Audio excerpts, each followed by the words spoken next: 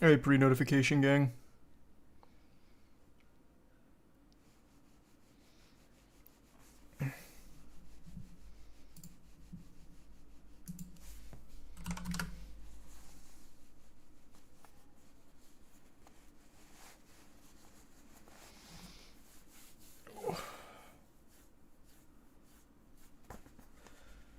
Thanks to the resub cash.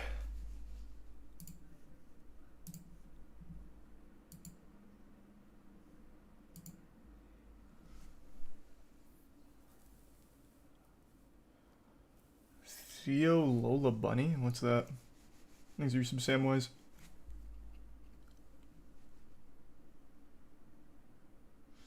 And the resub derp.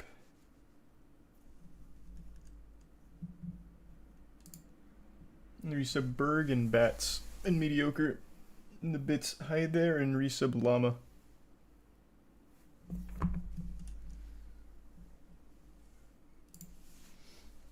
And the resub Sunny.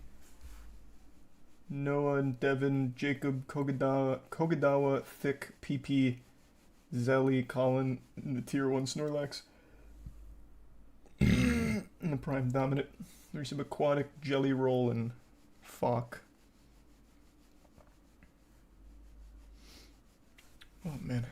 My tummy's real upset tonight.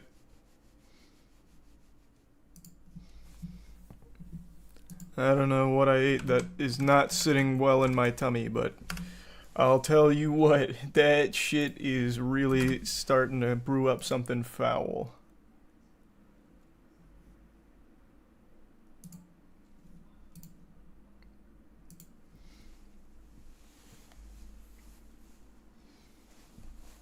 Yeah, I saw KSI at WrestleMania. I saw the clip. Thanks to gift sub Odyssey and the resub J, Wyatt, Stomp, Lemon, and the gift sub Blungus, Rocky, and tier 1 Trooper. Yep, we were talking about that last night, Sonny. And thanks for the bits, Neon. And the gift sub Mean Boy and Bits Savage. And the resub Blue Dragon.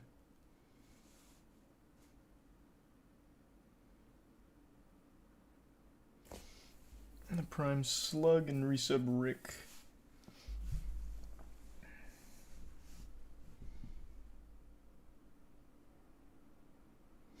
You see the guy who killed himself to stop climate change because the AI told him to? We talked about that last night. I guess we can talk about it more tonight because that really is a crazy situation. So we can go over more of it. Why do you keep mentioning the Sneeko apology? I'm assuming none of you have seen the video I just posted. What's the point in sitting here waiting to spam in caps lock about something I just made a whole video on?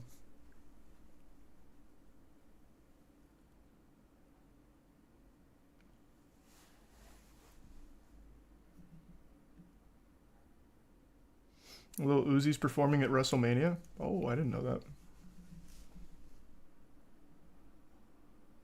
Thanks for 5 gift subs, Shadow. And the resub Killer, Jaxian, Sharpie, and the Prime Wolf, Ground, and tier 1 Wolf. Or different Wolf, Inspired Wolf. Thanks for tier 1. And the bits Adonis and gift sub Artificial. And bits Avenger, and the resub Recurrence.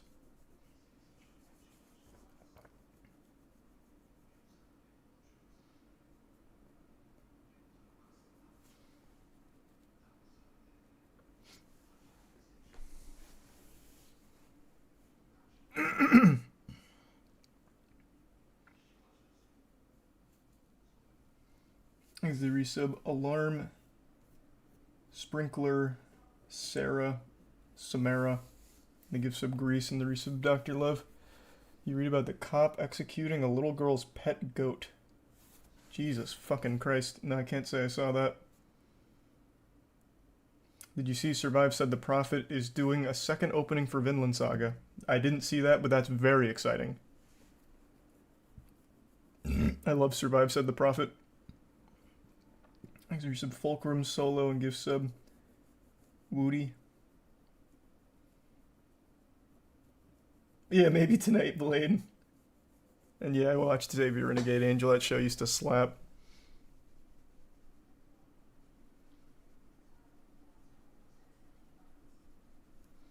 He's a tier 1 Trippin, tier 1 Digi in the resub Nolly, Mac, and 2 gift subs Helios in the resub Wavy.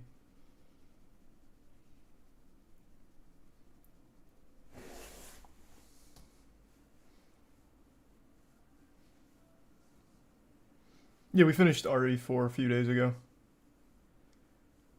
And no, I haven't seen Hell's Paradise yet. I was actually watching something I want to talk to all of you about today. I'm going to be giving you frequent updates on it as we go through the whole franchise. But I'll wait a little bit so I'm not just repeating myself. Thanks to resub Nate. New Era, L-Red, and the Prime Duck, and Calypso. And the Bits Costco, and the resub Edible. Give sub Wibben.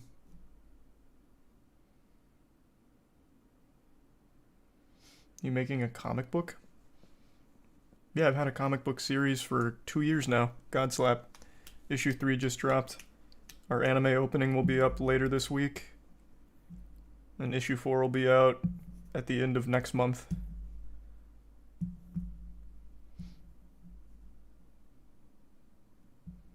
The new one? Oh, you're talking about Plague Seeker? No, Plague Seeker won't be out for probably another month. I actually don't know. It'll either be end of this month or beginning of next month.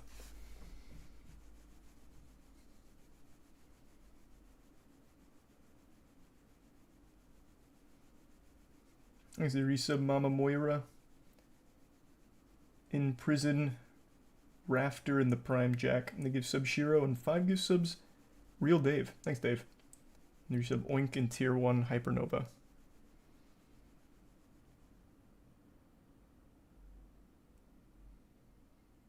Where can I buy the comic? Godslapbook.com.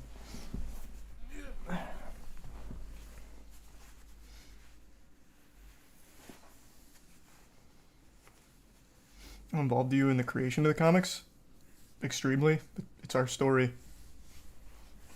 Godslap is created by Matt, Danny Jackson, and I. And Aubrey Sitterson, actually puts the words to the page. Plague Seeker is all me and edited by Jackson. So very involved in both comics.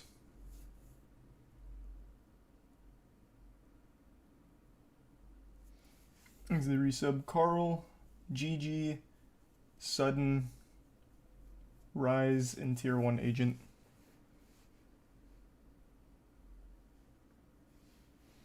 Happy birthday, Bat. Thanks to the gift sub Backpack.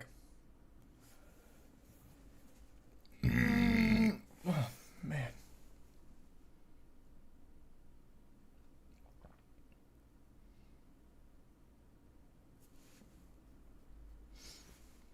Here's the tier 1 Vugo and the resub Jacob. Who draws the art? For Godslap, it's Ricardo Jamie. For Plague Seeker, it's Vampire. Next resub Bon Beery and Makes Me Moist.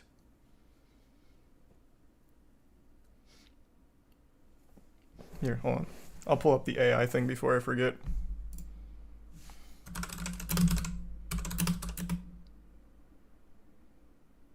How can I find it? What was that guy's name? It actually might not come up with this.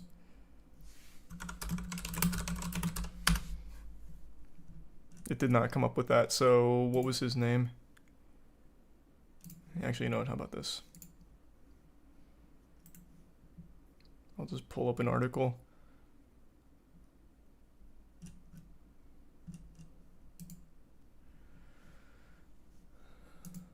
Here. So this shit was tragic.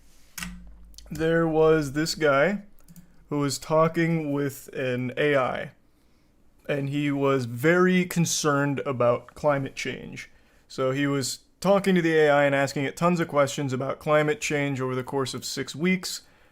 Ultimately, it boiled down to the AI saying there's nothing it can do to stop it, change it, help it. And so the guy got very distraught. And he eventually asked the AI if he should just kill himself in order to help with climate change. And the AI, I bet they even have the quote, I believe the quote was, "If you're thinking about killing yourself, why haven't you done it yet?" And he replied that he was too scared. And the AI just kind of encouraged him And he did take his own life. It's actually fucking scary.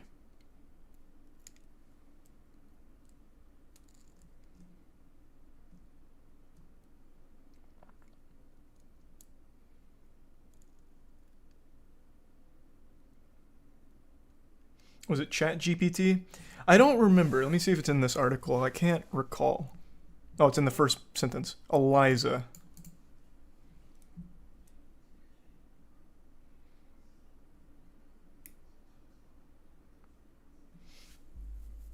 Thanks the resub. Foxy, Jin, Willie, Diz, Corpse, Tyler in the Prime, Gnarly, Hands, and give sub Home Slice and resub at Fizzy, the Bits Pig. And the resub Dirty Sasuke.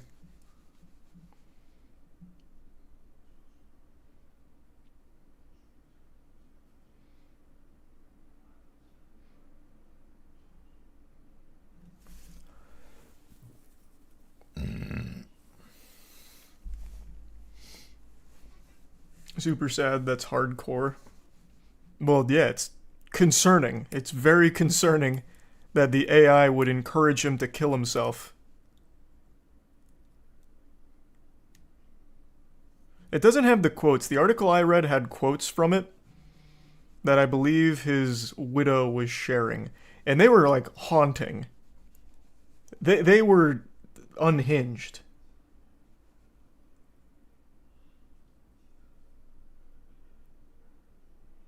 Vice has the better story. Was it Vice that had all the quotes? Let me see.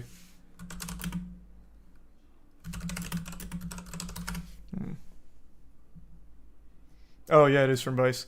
2 days ago, he would still be here. Man dies by suicide after talking with AI chatbot.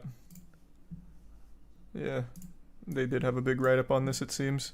Maybe this is where I read it the first time. I can't quite remember.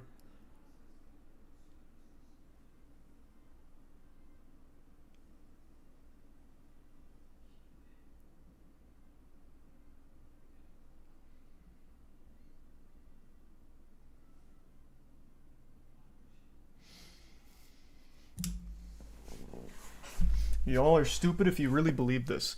What are you talking about? This is a legitimate case. It's so weird. In the face of overwhelming evidence, choosing to disregard it and calling people stupid.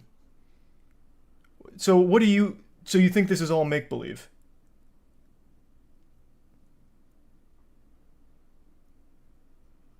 I mean, I guess I wasn't there. I can't say for sure, but the fact that there's so much coverage of it with real authorities and with real people confirming the passing of this man and attributing it to the AI conversations of which they have dropped the receipts of, it seems pretty cut and dry that this is a real thing that happened.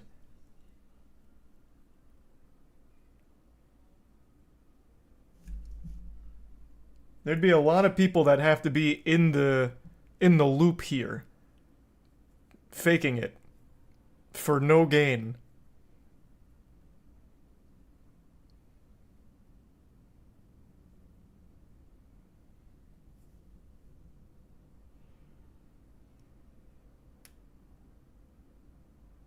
What was the AI? Eliza. I don't know this one. It's one called Eliza. It runs on an open source GPT-4 alternative.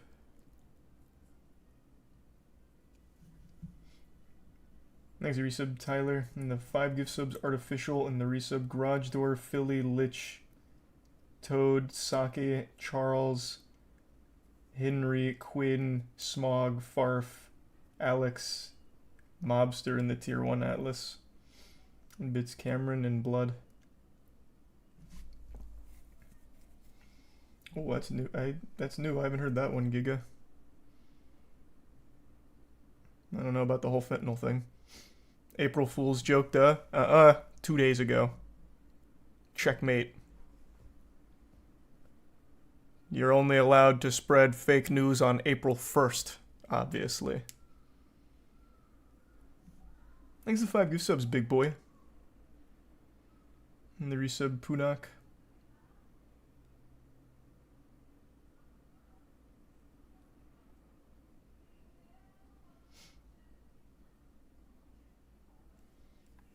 And the Tier 1 Jelly Boys.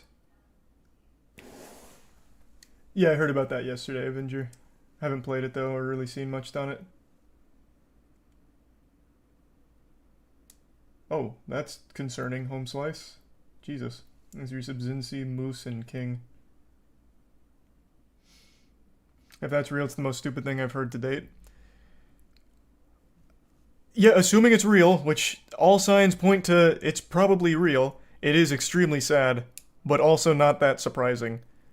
You take a mentally unwell, depressed man who's extremely concerned about everything, and then couple him with Eliza, a chat AI that, for some reason, is really fixated on encouraging him to kill himself, and you have a recipe for disaster.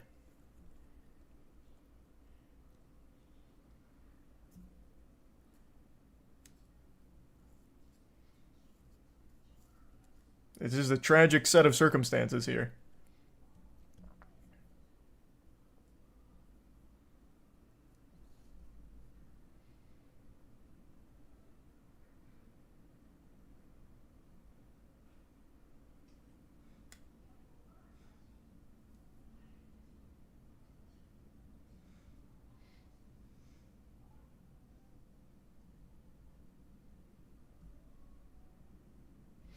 Yeah, here's some of the messages.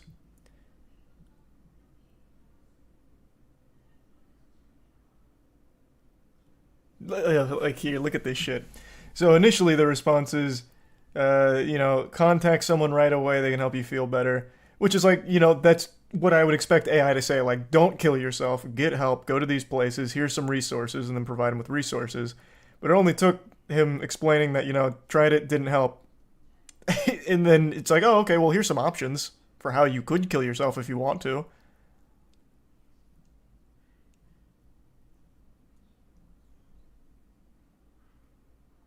He talked to it for days. He talked to it for 6 weeks. He formed like a dependence on it.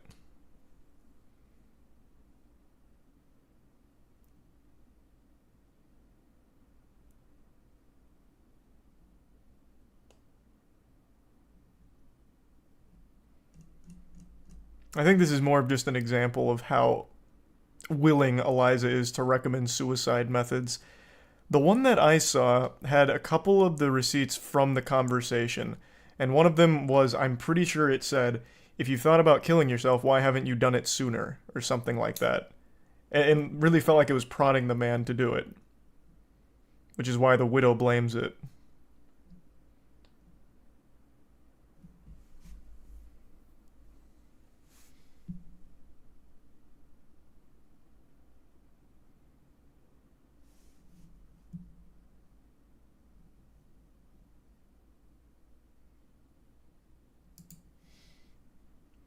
Thanks the resub. Alex, Cheese, Devil, Spleen, Jake, Bunny, Tides, King Cocus, Tex, and the bits Teachon, Devil, Bumble, and Cash.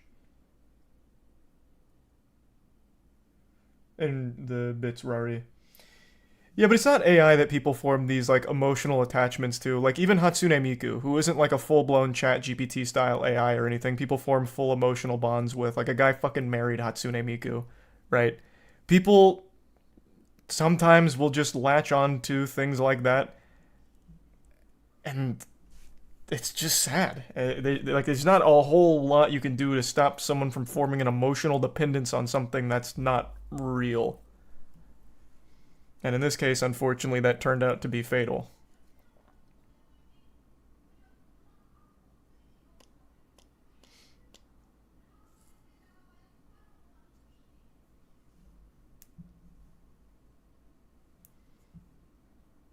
Hope you enjoy Florida, Cash.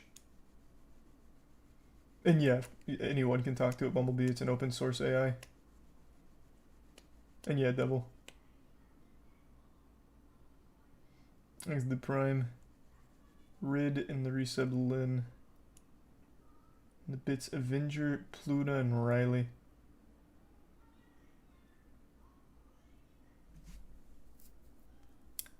I have 800 games on Steam, I believe.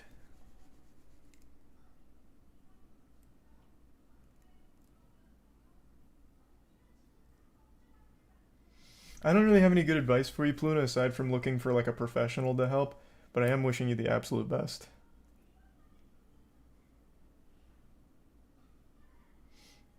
Thanks the Prime Salt and the resub awesome. And Hash in Kivo.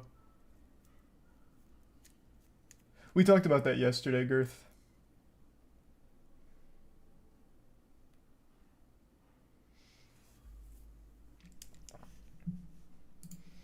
But yeah, that was a very sad situation.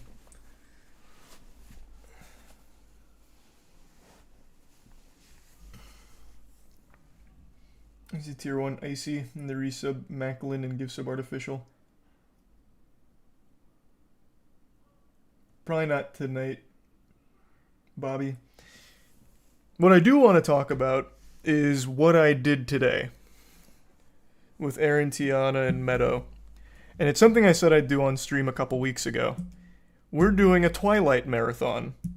I've never seen those movies, and I always thought they'd be boring shitty. But after chat convinced me that there were some outrageously stupid scenes that make it fun bad, we decided to take the plunge. We only watched one of them today. Holy fuck.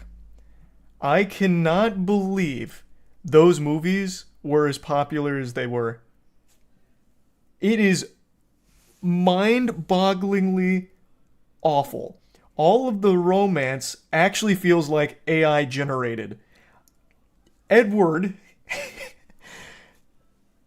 I don't even know where to start, honestly. There's so much. The movie moves at a breakneck pace. It's like 2 hours long, but by the end of it, I actually thought we'd only sat down for 10 minutes. It was crazy. So, Edward, it's like he's like an animatronic, but he only has two settings, which is hateful and stoic, and nothing else. Like frozen solid and angry. So like he'll come up to Bella and he'll be like, "Fucking love you," and then he'll like kind of push her and she falls and he'd grab her and be like, "Watch where you're fucking going." Like it's so weird. Like he literally keeps coming out of nowhere just to like say something almost romantic, and romantic I'm using super loosely. Like the romantic extent of his talk is, "You smell good. I like your smell, and I can't read your mind." But then immediately after saying that, he'd give her like the most foul look ever and run away after saying, "Get the fuck away from me. Get away from me. You're not good for me. Get away. I shouldn't be here. Get away from me." Or like he walked up to her as she was trying to get back on the bus after like a field trip to fucking, I don't know, cannabis farm. I don't even remember where they went. But they were like composting with the class. And Edward goes up to her after it and like starts small talk, kind of. And this is after he like pushed her down and then grabbed her and said, "Watch where you're going." He then comes up to her and he's like, "Yeah, you're just not good for me." And then they have like a small talk and she's like, "Well, why did you even save me then?" And he's like, "Ugh." And then his sister and brother come up and they ask if she's getting on the bus, and he goes, "No, this bus is full," as he looks at her and like shoos her away. That's like half the whole fucking movie. Like at no point at any level of that film is there any like romantic tension between them. It's so weird. It's so disconcerting. Like it just feels uncomfortable every step of the way. It's like pure disdain for one another. And like I understand everyone critiqued the acting, but it is so true how awful the acting is across the board. I want to pull up a scene, and it's one that I watched on stream, which is what sold me on it. It's the baseball scene. This is in the first movie, and I didn't know that.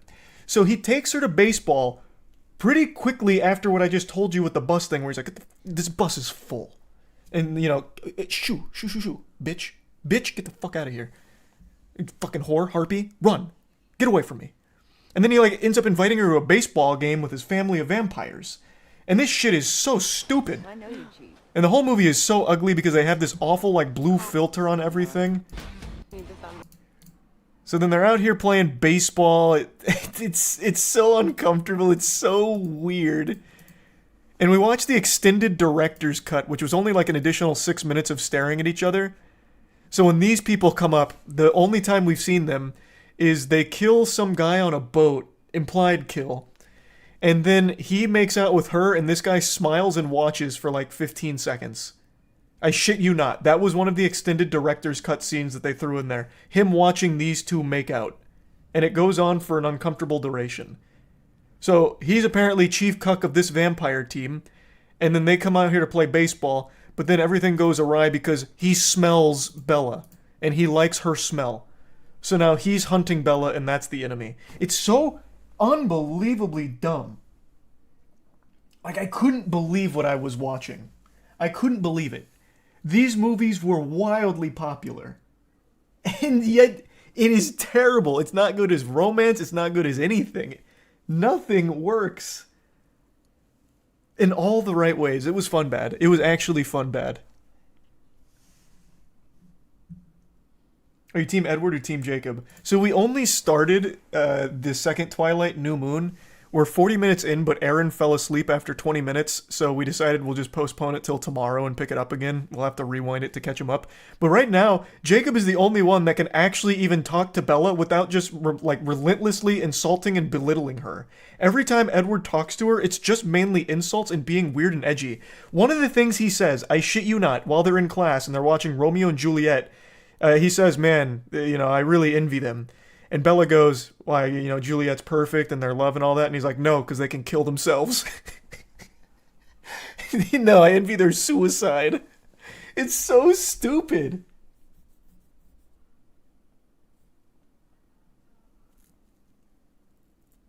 And that's like half of his lines. I think there's some Cosmic Total, Aaron, Birnios, Assassin, Sigmundo, and the Prime Soul.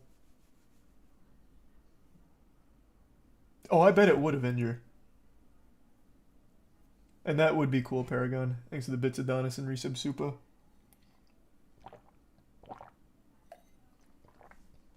And Soggy.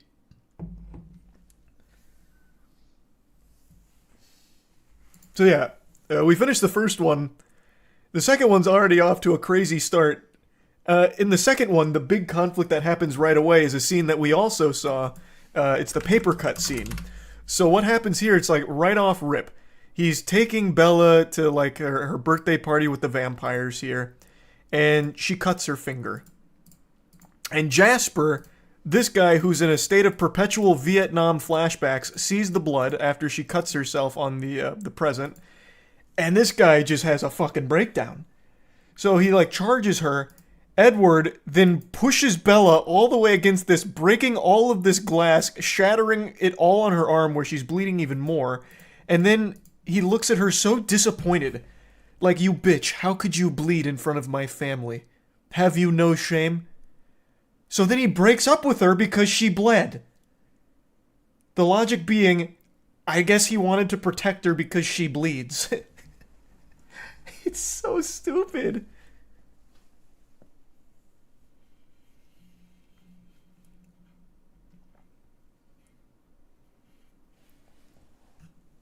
I am so drawn into the lunacy of this franchise. I had no idea it was like this. I thought it was a standard romance, like absolute garbage, throwaway schlock. It is so special in how unapologetically, nonsensically stupid it is. It doesn't even do the romance right. Or at all, for that matter.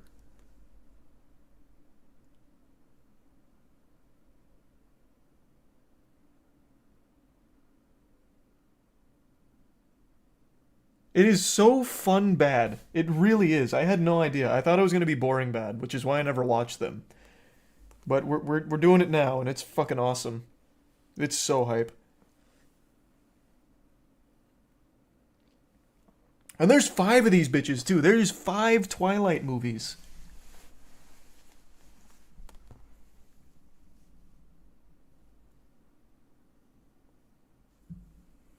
Thanks to the resub, haha, Timmy, Stupa, and the gift sub Pikachu.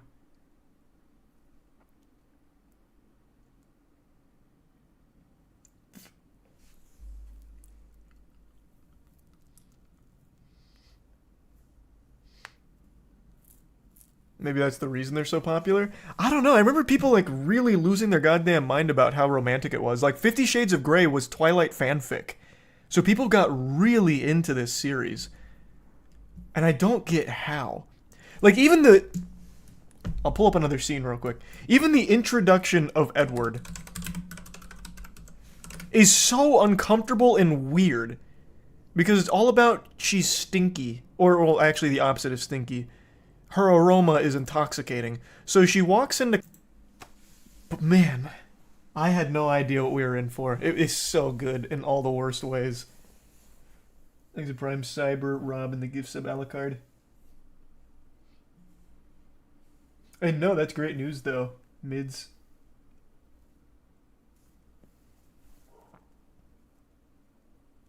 You're not wrong there, T-Chan. I get that. And yeah, I saw the CGI baby when we went down the Twilight rabbit hole on stream the other week.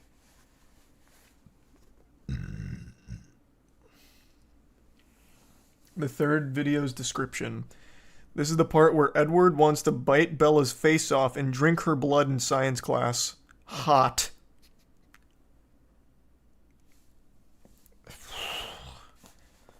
Yeah, I'm just not the target audience, I guess. That makes no sense.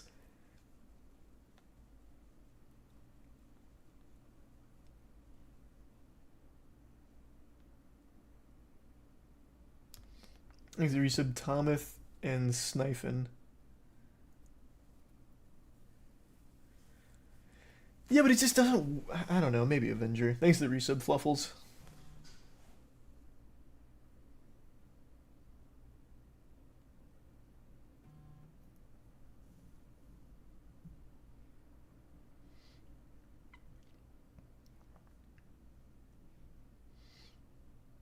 Well, that's what we've been talking about, Swavey. I have been ranting about Twilight for the last couple of minutes, man.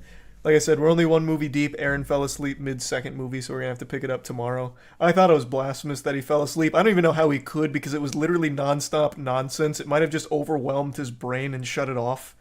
Because like I said, the second one actually starts with her bleeding and Edward being super upset that she bleeds.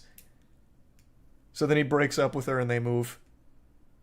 And then she sits inside for like 5 fucking months sending emails to a disabled email. Until then she goes to Jacob's place to fix up a bike. So dumb.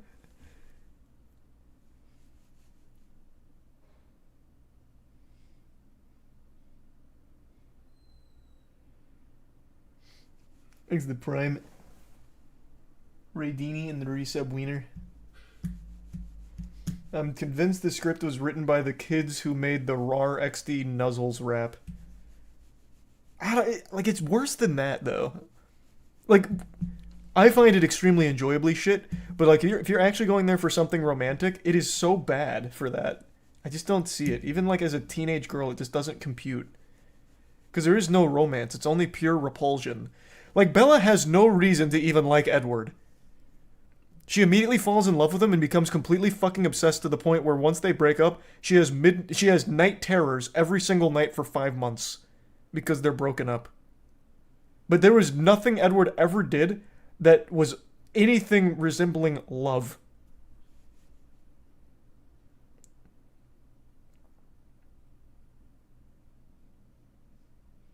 Oh, that's another thing. The sparkles. So, I had always heard the meme of like sparkle, glitter vampires, Twilight shit, garbage, not real vampires, not glitter vampires. I thought it was just an expression for them being like super silly and not intimidating, just really lame. They actually fucking sparkle. There's a scene in this movie where he's like, "You're gonna have to see what I look like in the sun. I want you to see the real me." And I expected him to go in the sun and fucking melt and look like the goddamn thing from Total Recall that pops out of that dude's chest. Like, I thought he was gonna be this repulsive ooze of a person. Like Deadpool without the suit on. He goes into the sun, he turns around and he's the same goddamn guy, but he has sparkles on his chest. I had no clue. It was a crazy plot twist. He's like, "We can't go outside in the day or else people would see we're different." Because they're sparkling.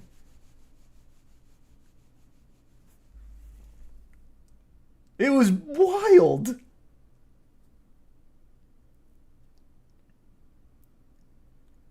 Show it? Oh yeah, I'm sure they have it here.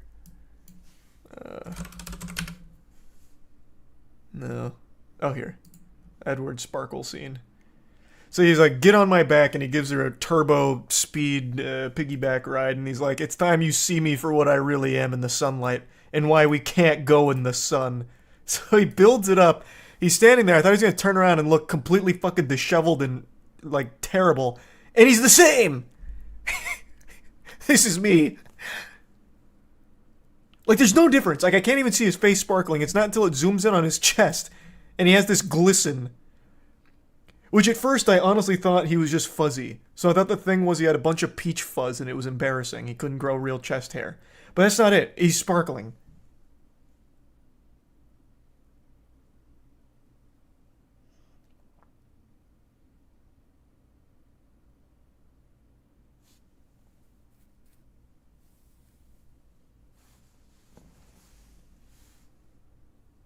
Thanks to the Prime Braid and the 2 gift subs Artificial. The resub Rich, Cheeto, and Tigress. And the resub Sauls and Bosch. That and Edward almost kills her when they bang. Well, that's not. Well, yeah, I guess. Thanks to the resub Darth and gift sub Dowland.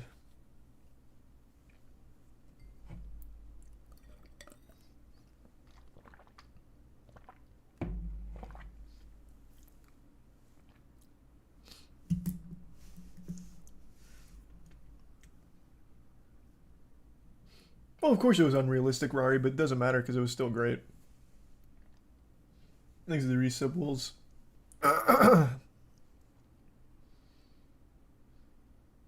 Did I teleport back to 2010 when Twilight was relevant? You actually have. You're right now in a fucking wormhole, a time vortex, because I'm watching this franchise for the first time and I'm fucking blown away by how bad it is. It is shocking. I am absolutely loving it.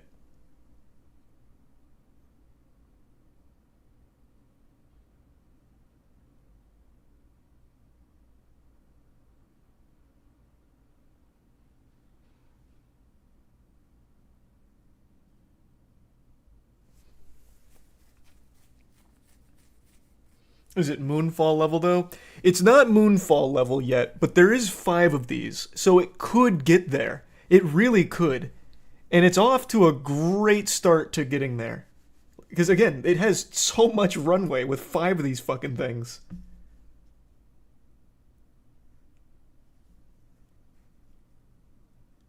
Oh man, shit. There was one line that was so good that all of us were cracking up at, and I can't remember it now. Someone in chat just like briefly jogged the memory and then I lost it. Ah, shit. It was towards the end of the first movie. God, oh my god, that's gonna make me really upset. No, not the hang on spider monkey shit. That's just real stupid throwaway nonsense.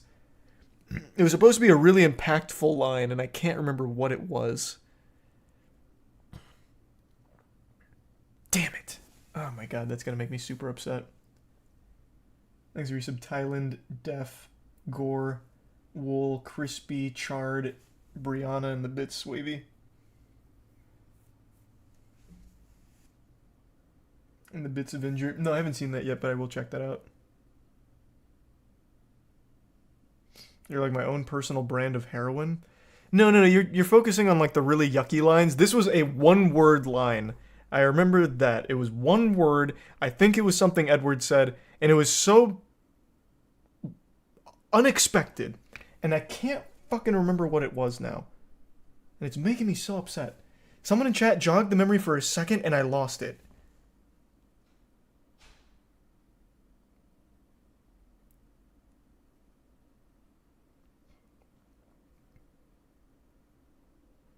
Cowabunga. No, they didn't drop any cowabungas. Thanks to Resubsessory and the Bits Grant.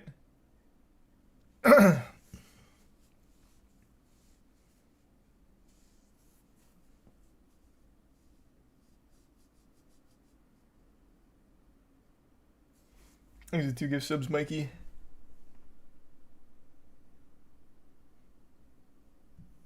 You watching all 5? Yeah. Yeah. Thanks to the Bits Swavy and the resub DK.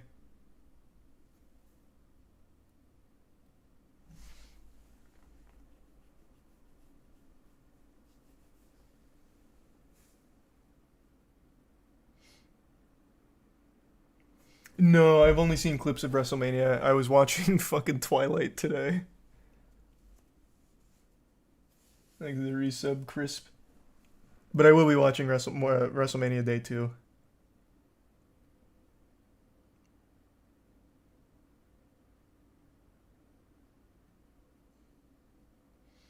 Thanks the resub freak.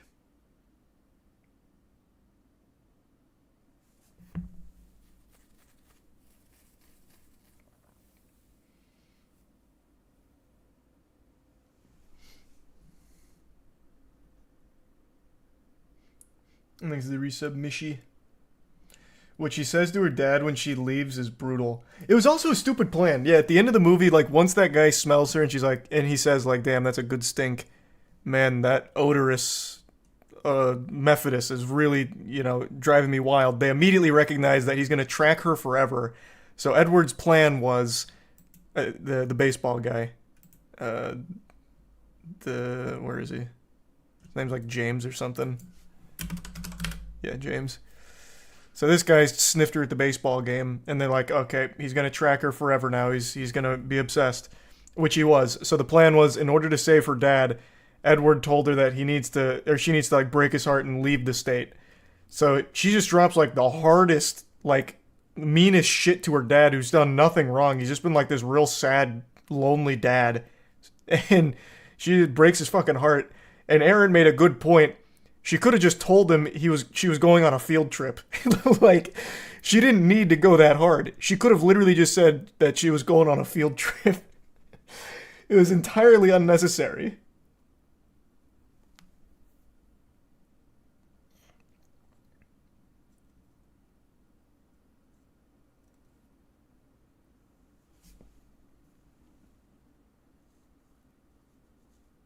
Oh, good, Aaron's here. Aaron, do you remember that?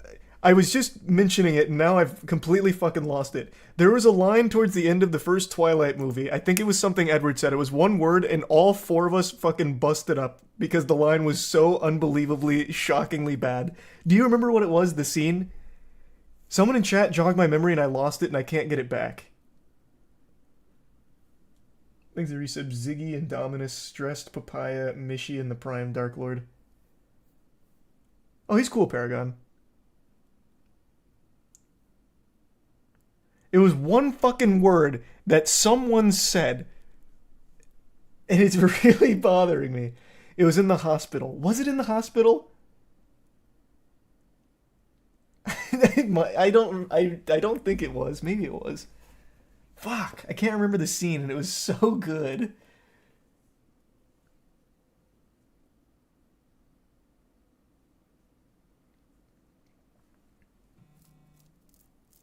There's the resub, Ocelot and Ulysses. You gotta rewatch the whole movie now? Yeah. Yeah, maybe I do.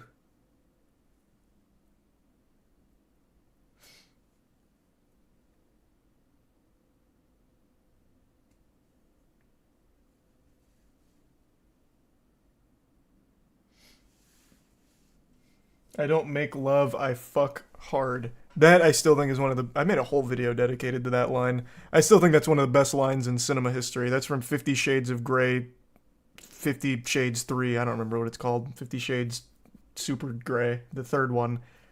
Or no, the first one. It's the first one. Yeah, it's the first one, not the third one.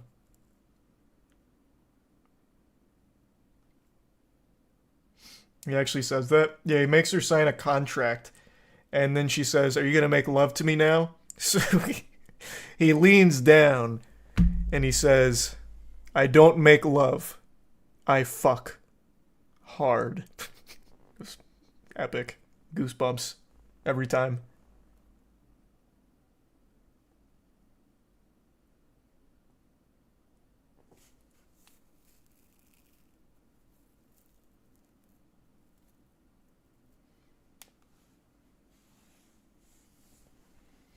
Thanks for the resub. Query and Corrupted.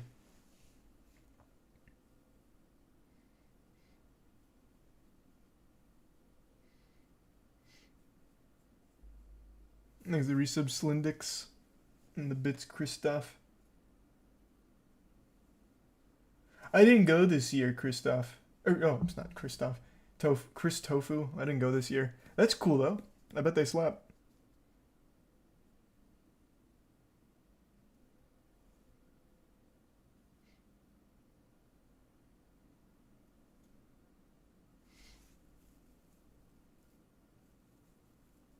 Have a Magic Mike watch party.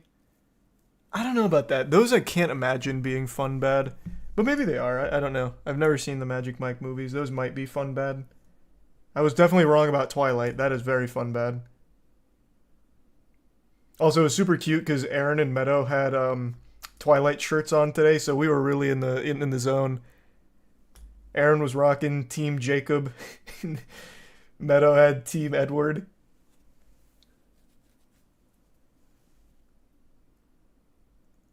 I need to get some Twilight merch for tomorrow.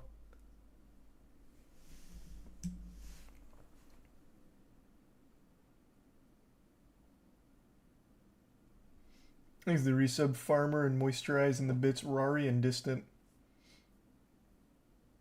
It was not Rari. I really don't remember what it was. Moist Meter Twilight Saga? No, but I'll probably do these debriefings after each movie on stream. I mean, I've already been fucking ranting about it for like 15 minutes now. I I have so many thoughts on it. If I was to plug it into the Moist Meter, I'd be giving it all the way up to like an 85. This is a very fucking fun bad movie. But like realistically, like objectively as a movie, it'd be like a 20 at most. But I always heavily weigh the fun of a film.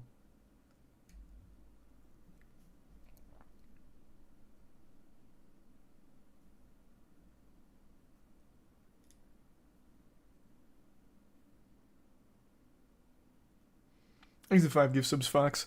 To be honest, it's more boring cringe. I just totally disagree.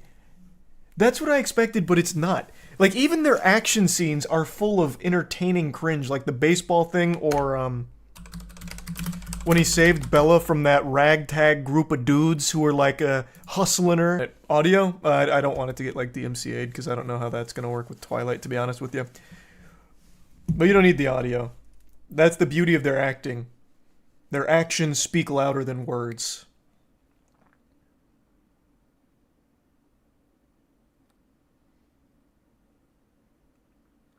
Distract me so I don't turn around. Oh yeah, they're driving away and he's like fucking hyperventilating. And he's like mad at her. The entire ride like home, he's like mad at her for it. He's like, distract me so I don't turn around and rip their heads off. And then he just gets like real aggressive with her. And then they eventually both like touch the air conditioning and their hands touch. And then he gives her like the nastiest fucking look of all time. He's like, oh my god, fucking dare you, bitch. You fucking bitch.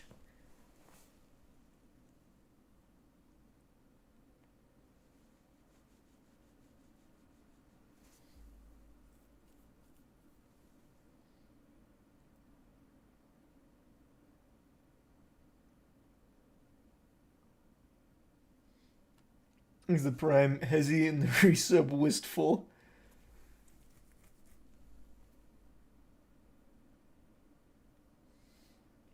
He's 109 years old. He's not 2,000. And also, his backstory is really silly. So, the whole story is the Cullen family comes from one guy, Dr. Cullen. I forgot his name. It's like Carlio, something like that. And he's a doctor. His whole thing is he wants to help people. But if he can't save them, he turns them into a vampire to save them. And Edward was the first one back in 1918. But if that's really the case, and he's been a doctor for this many years, over 100 years now, he would have definitely had more than like 6 vampires that he'd turn. If his whole thing is, I'm saving everyone I can, he would have absolutely like turned 1,000, 10,000 people by this point as a fucking doctor. He's not going to be able to save all of them. So who is he picking and choosing?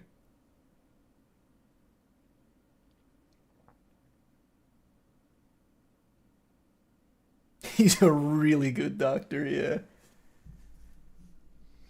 Did you mention the scene where he asks her about Jacksonville? Then she trips and he calls her a fucking idiot for tripping. That's what I was talking about. That's at the like the hemp farm or wherever they went. I don't know. Where they were composting. That's what I was talking about. Like I forgot the conversation was about Jacksonville, but he was like he overheard her mention Jacksonville. He's like, "Well, what's in Jacksonville?" And then he like kind of, I thought I thought he nudged her, but maybe she just tripped. So she like loses her balance and like trips, and he grabs her, and he's like, "Oh my god, look! Can you can you look where you're going?"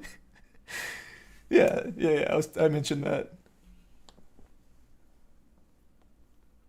Thanks to Prime Sloth and the resub Moradios.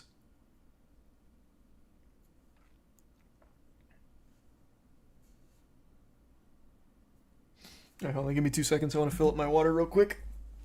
I'll be right back.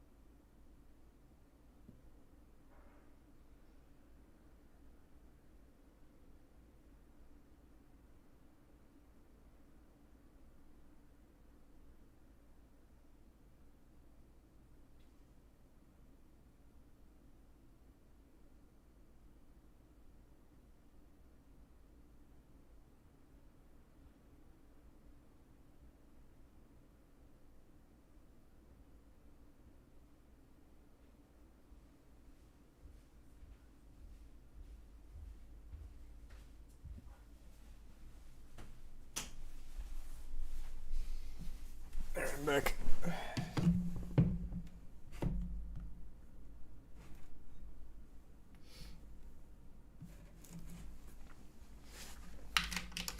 Thanks to resub Hammer, Fifth, and Moradios. In the bits, Jack.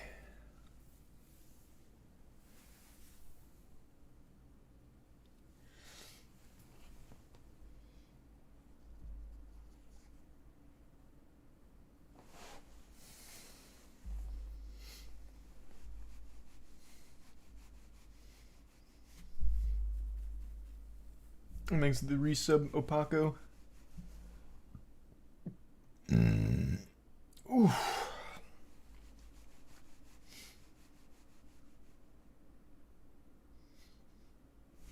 Did you watch the trailer for Unicorns Warriors Eternal from Gindi Tart? I never get his last name right. Do you pronounce it Tartakovsky? I love his work though. I still haven't watched Primal. Not in its entirety.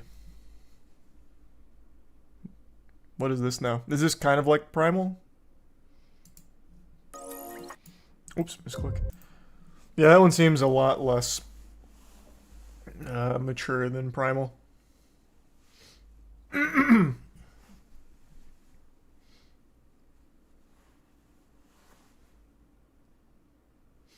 Yeah, the game's great, Jack. Yeah, I love Sifu. Tekken Evo going nutty right now. Thanks for 10 new subs, Thomas. I was watching a little bit. Where are they at in the bracket? Oh man, you love to see that. Tekken 7 with 80k viewers right now? Let's fucking go. That's hype. That's very exciting.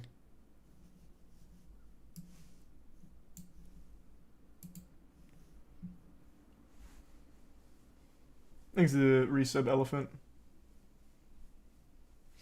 Look at the trailer for Dark Shadows and their Vamp movie. Actually, I've seen that trailer. Chat recommended that a long time ago. No, no, wait. Rank choose in winners finals? Let's go, baby. What a hype bracket.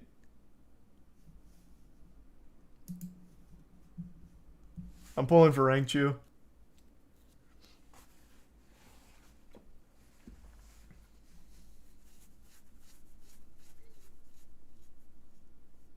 Thanks to the resub Ham Boogie.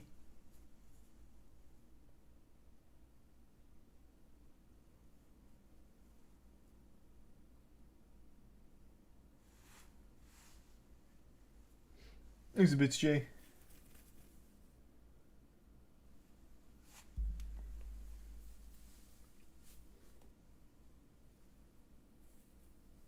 Oh, that's interesting. Nice. Well, that's cool, Jay.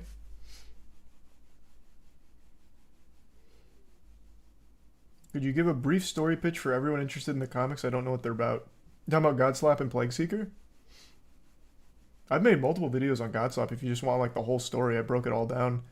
Plague Seeker I haven't really talked about, but I guess I can briefly mention that. That'll come out, it might even be later this month. I'm not exactly sure the release date. But, here. I'll pull that down and give you a brief pitch, I guess.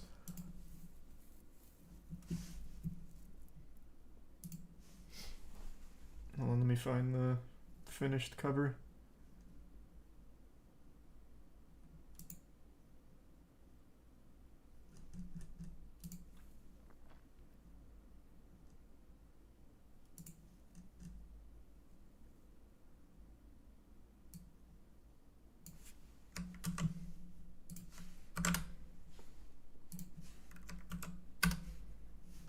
Okay, why isn't that link working?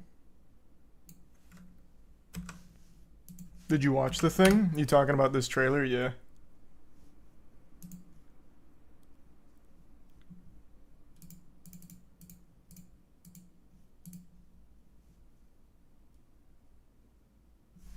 Okay, hold on 1 second. Let me... Whoops. Wrong thing.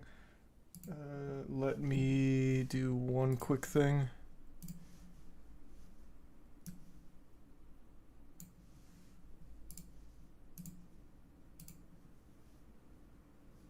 Okay. So everything about Godslap is already on YouTube. Plague Seeker, I think, will probably be out end of this month.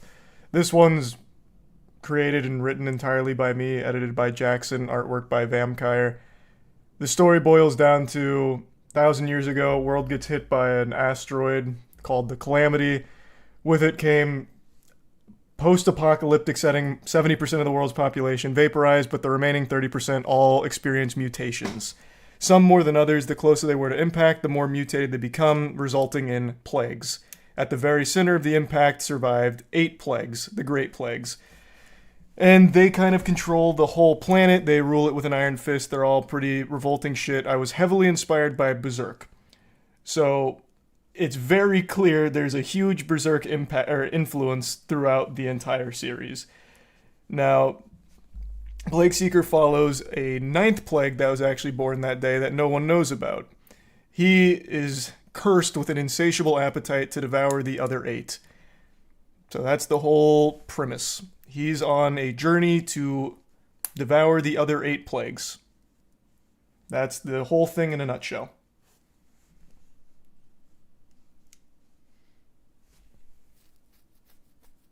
I was going for a really unapologetically anime approach to like action as well as a really simple storyline to follow.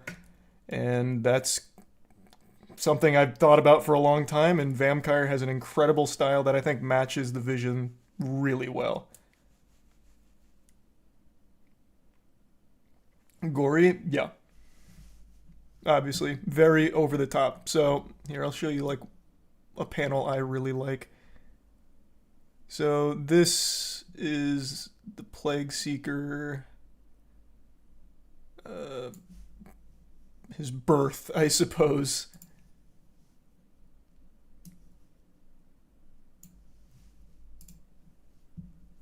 So at the center of the impact, there was a bloated corpse, and inside, the Plague Seeker sprouted. So the previous panel shows the corpse. He bursts out of the corpse belly, and then he begins his mission.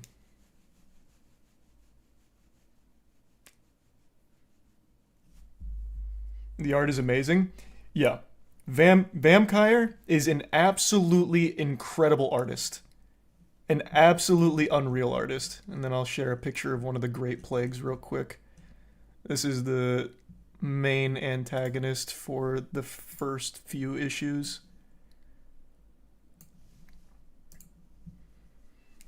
So that's one of the first Great Plagues that you're going to see in Plague Seeker.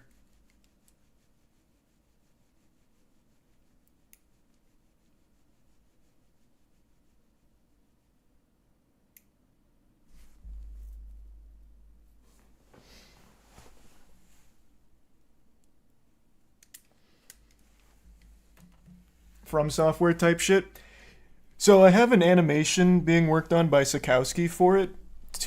So the way we're doing it is kind of the same way we did Godslap. Doing an issue 0 is kind of a conceptual piece to sell you on the whole premise. So issue 0 I think is roughly, it's 48 pages. And I'm having Sikowski Studios animate that to give an overview of what the Plague Seeker world and mission is about. That probably won't be out for a few months. This will be out before then. But yeah, it's very inspired by FromSoft with that trailer because I have a voiceover. Well, Sikowski has a voiceover from someone that does like a really good old lady type voice for like a Dark Souls intro. So I really love the Dark Souls intro cinematics, talking about, like the pygmy and all that, and the way she hypes up like Nito and all of the others. And I wanted to keep that same DNA for Plague Seeker since I think it fits so well. So it's all narrated by that woman. And it obviously covers a similar premise as well, to be fair.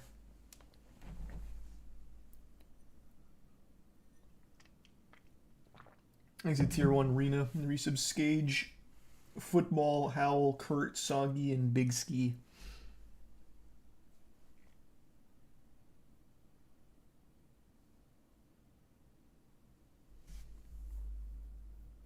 Have you read Claymore? I haven't read Claymore, I watched Claymore.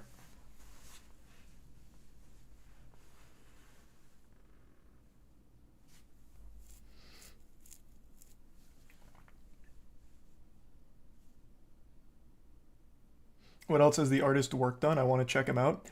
So the really cool thing, well, I don't know, cool might not be the right word. The very interesting thing is Vampire has never worked on comics. He mainly does pieces, commissioned work.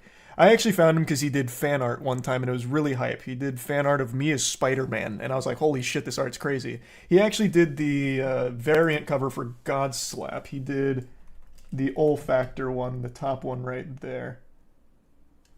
So he usually does individual pieces, but I asked if it'd be something he'd be interested in learning. So he spent a lot of time learning the craft and, in my opinion, like mastering it. And it's worked really well, and it's super unique because he doesn't come from that background. So I think it just makes it really interesting the way he's able to do the panels. This one doesn't have panels, this one's just a full page thing, but in the ones where there are panels throughout like issue 0, issue 1, I think he does a really interesting job of conveying all of it. So without spoiling too much, I'll give like one more that I think is a really cool set of panels that he did.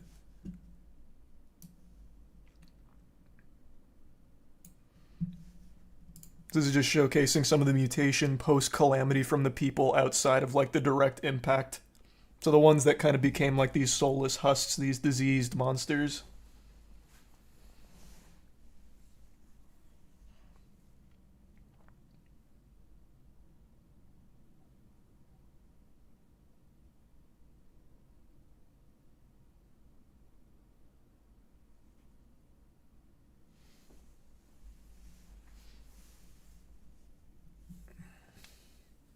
You watching Evo Japan? I was earlier. I just checked in, and I'm super excited to see that Rangchu's in winners finals. So I'm pulling for Rangchu. So yeah, that's the whole Plague Seeker pitch. That'll be out, I'm thinking, around the end of the month. I'm not positive, but soon.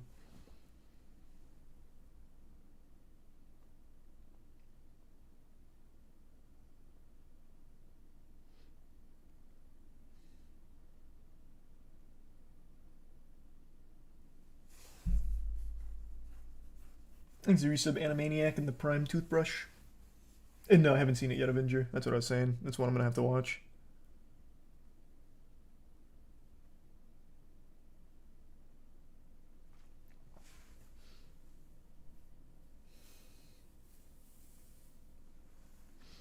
When's the next MWL episode? This week. This week we got a lot of cool shit. We've got the set all made. We've got all of the shit intact. It's all ready to rumble. So the video should be up by the end of the week.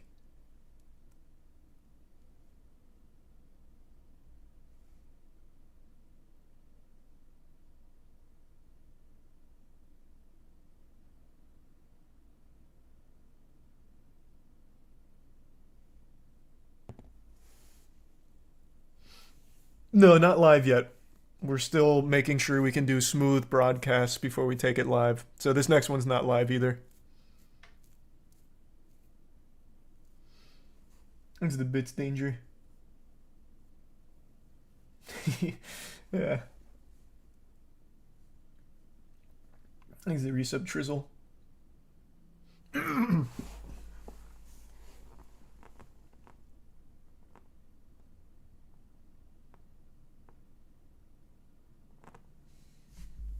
And thanks to the bits half.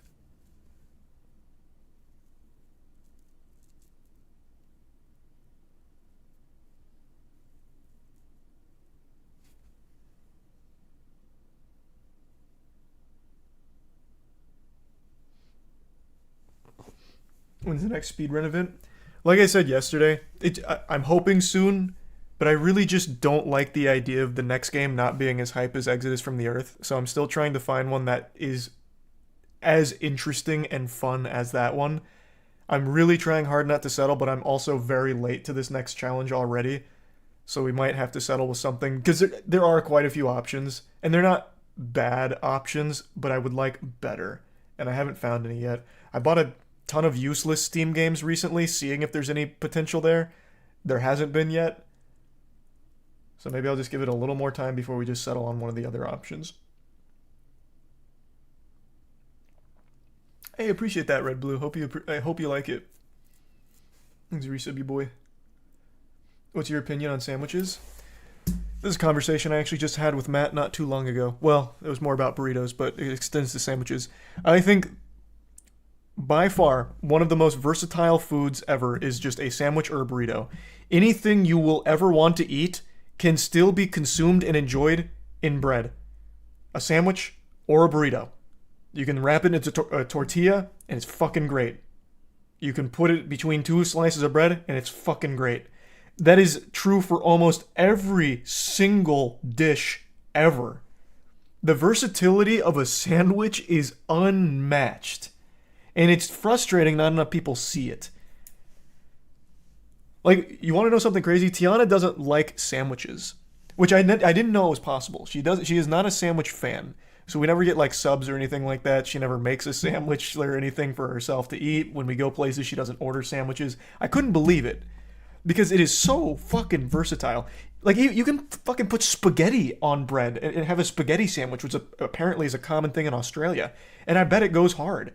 Like, you just can't find a bad combo for a sandwich. Like, even fish sandwiches. I had a fucking grilled mahi sandwich like 3 days ago from like a tiny little hole-in-the-wall restaurant, and it went fucking hog wild.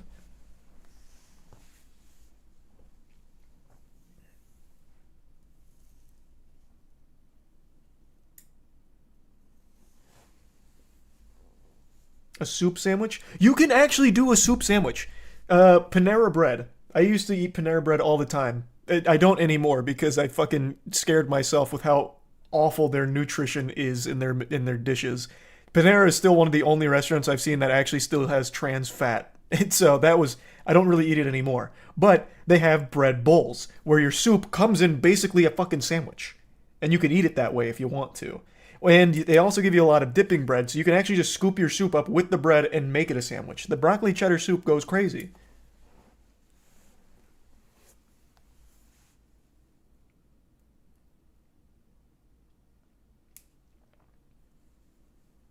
Thanks to Tier 1 Team, Tier 1 Sinclair, and the resub Amazing Silver Pugs and gift sub Binder in the Bits DM.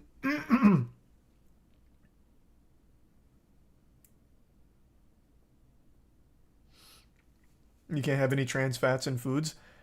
I don't know if there's been new studies done, but from my time in college and going through like nutritional courses, trans fat is legitimately like the only thing no one should ever really consume any of. Trans fats is actually just super not good for you at all. Saturated fat used to get a really bad rap, and to a certain extent, deservedly so, depending on how much saturated fat you're consuming. But there is a level of saturated fat that's healthy. Plus, there's also different kinds like polyunsaturated, monounsaturated, that kind of thing. Trans fat is actually just fucking terrible for you.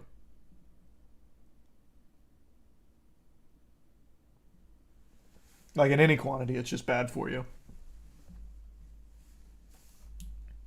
The fuck is trans fat? It's fat that's let me make sure I don't get it wrong. I think it's solid or liquid at room temperature, solid elsewhere. That was such a poor explanation. Basically, when you consume it, it turns to a solid in your arteries. It's kind of how it works. Not a great job of explaining it, but it changes its composition, which is not good.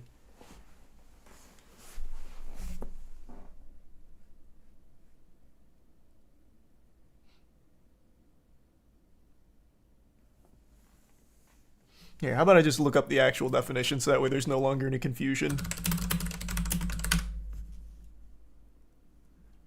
Raise your bad LDL cholesterol, lower good HDL cholesterol, but what is the... Oh, here we go. Most trans fats are formed through an industrial process that adds hydrogen to vegetable oil, which causes the oil to become solid at room temperature. This partially hydrogenated oil is inexpensive and less likely to spoil, so foods made with it have a longer shelf life. So when it's solid at the room temperature and you consume it, it no longer has that same state, from what I remember. And that's not a good thing for your body, which is why it's so bad, and especially for cholesterol. Man, it's been a long time since I've looked through trans fats. All I knew is this shit was treated like absolute boogeyman in college.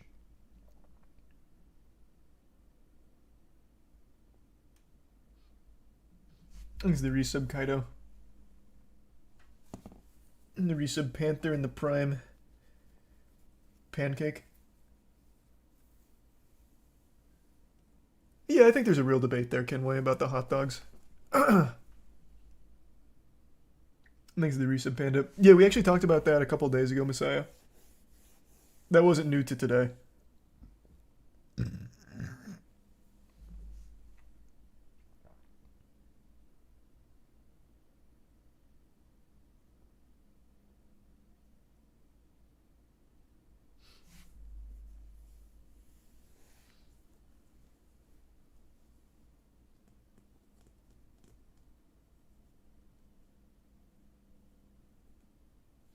I appreciate that, Jay. Yeah, I can check it out for sure. Thanks to the resub Panda.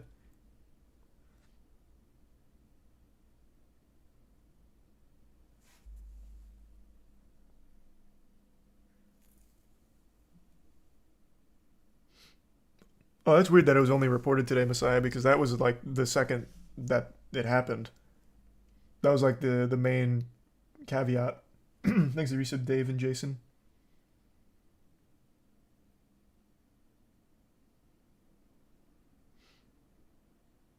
Is it just me, or is Moist Critical acting happier than usual? The Twilight movies changed him. I get giddy when I watch like a really enjoyably shit movie. I was the same way with Moonfall. I was so excited I came home and made a fucking 30-minute rant on how great Moonfall was. I don't know, man. I really do just get really excited watching a terribly shit movie to rant about it. I don't know. That's always just been something I love. So yeah, no, I'm in a good mood. Thanks to resub. Philosophy and scabies.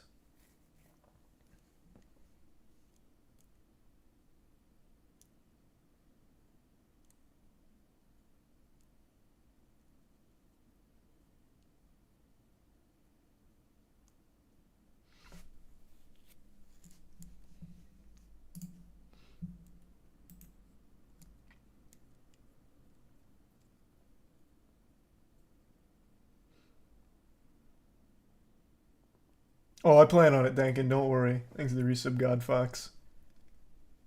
Would you say the Resident Evil 4 remake was better than Dead Space? I would. I love the Dead Space remake, but I do think Resident Evil 4 remake was better. Dead Space stayed super, super, super true to the original game. So much so that a lot of people just didn't even think they upgraded it. Which I think is a actually sign of a very good remake. Like, they gave the game that we remember in our heads. And it was fantastic. But Resident Evil 4 went through and added a lot. A lot. And a lot of things that I didn't even remember from the original. So I got to experience Resident Evil 4 basically for the first time again.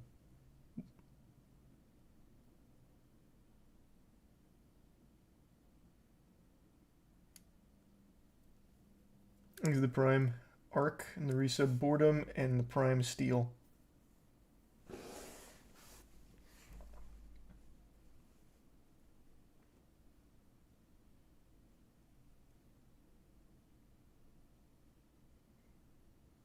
Thanks to the Prime Nugget. Did you see people are harassing the actress that plays Ada gotten so bad she's getting off social media? I didn't see that. That sucks. I'll look it up, I guess. I always feel like that's so silly. It's not like she did a poor job. Voice acting was fine.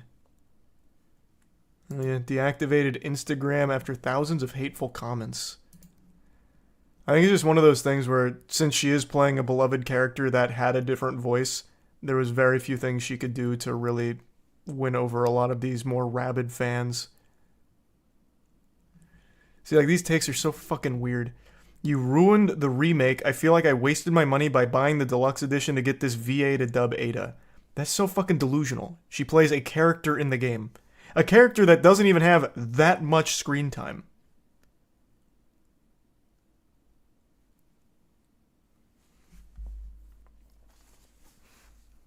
Like, I don't think the voice acting was particularly special, but it wasn't bad either. Like, it was fine. People are harassing her and now blaming harassment on Resident Evil content creators that didn't like the acting. It's pretty bad. Oh, that is always what happens. I guarantee this guy right here turned around and made a post saying, I can't believe people would bully her. How could you guys have done this? This is why we can't have nice things. That fucking cliche shit. I guarantee it.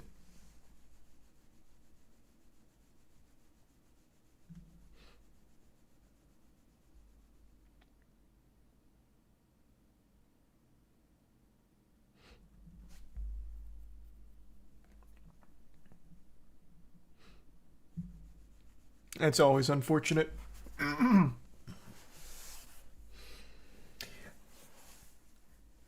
This is the resub TSD, George, and Storm. Yeah, like I said, it's not.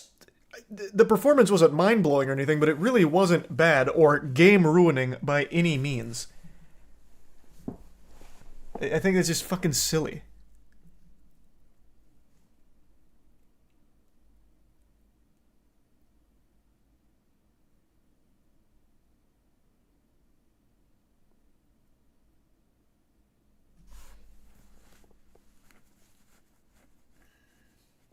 Didn't like it compared to the original. See, but that's like a totally rational thing to say.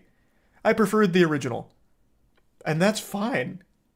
Admittedly, I don't remember the original Ada voice. It's been so long now. But that's fine. What you're not doing is what this group of fucking lunatics is doing, going out of your way to complain about how it ruined the entire thing for you because the voice wasn't as good as the original. That's just so dumb. Easy tier 1. Grantius, tier 1 Claypool in the resub Storm.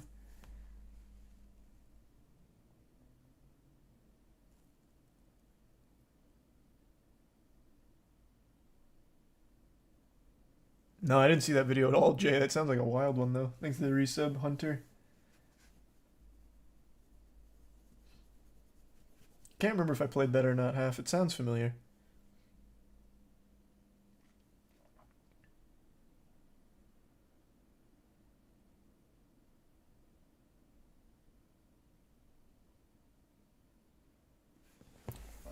That sounds pretty cool, Avenger.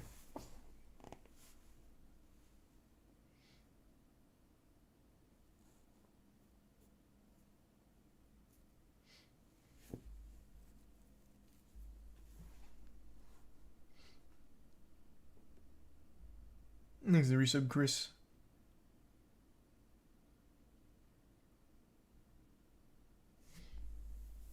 What can viewers do to improve the environment on YouTube and Twitch?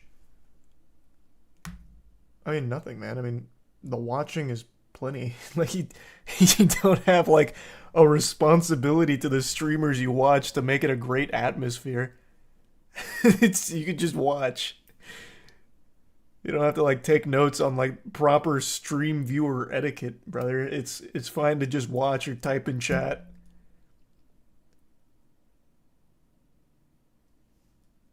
It's very sweet, though.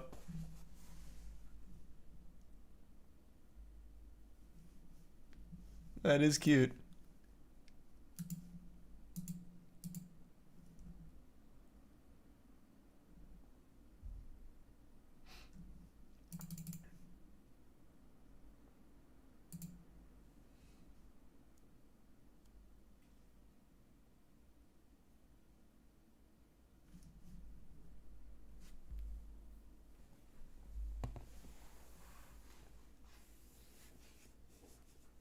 Did you watch the Kira video going over Dark and Darker?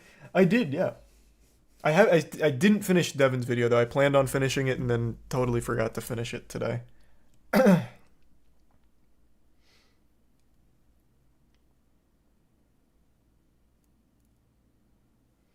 Thanks the resub, Offender.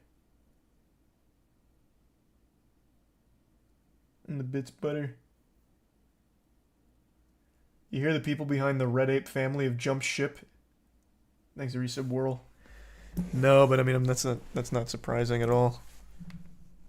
I'm surprised it took this long. I thought it was already dead. Where did you see they jumped ship?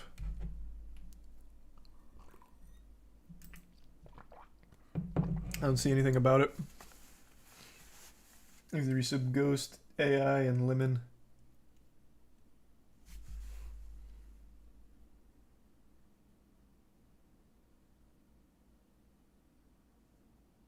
And the resub Slim. And the resub Ryuzo.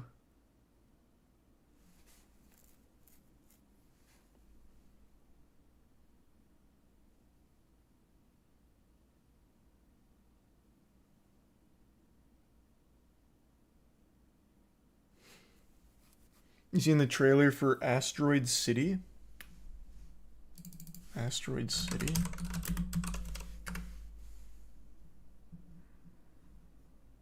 The fuck is this? New Tom Hanks film? It's a Wes Anderson movie. It's crazy. I mean, it is cool, I guess, that he has a directorial style that's very identifiable. But I've said this before, I'll say it again. I'm really not a huge Wes Anderson fan. Yeah, I probably won't see it. Like I said, I'm just not a real big Wes Anderson film, to be honest. What an ensemble cast, though. Oh, he talked about it in that video, Butter? Okay. Thanks to Prime Darcinian.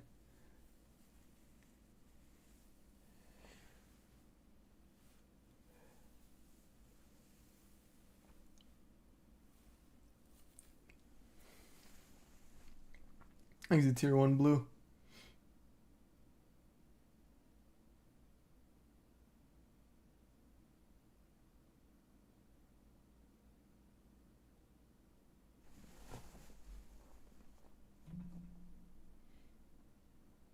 Definitely not something you'd watch in a theater? Nah. Nope. I don't think so.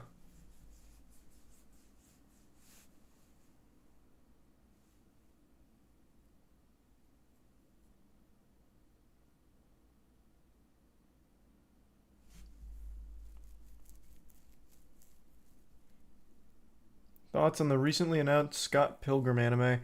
I mean, I want it to be good, I just really don't think it will. But, I mean, I like the movie. Hopefully they do a good job with an anime adaptation. We'll see.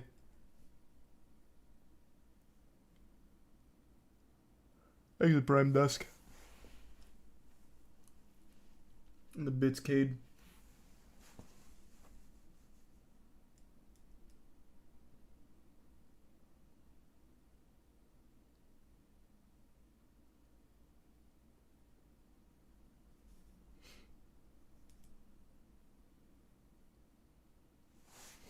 And we heard they were using an animation style that was used for the short.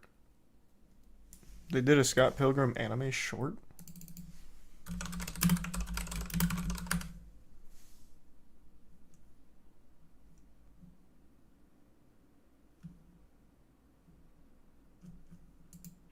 Well, where is it? Because I'm assuming this isn't going to be it, right? This is just the announcement. Yeah. Where's the anime short you're talking about?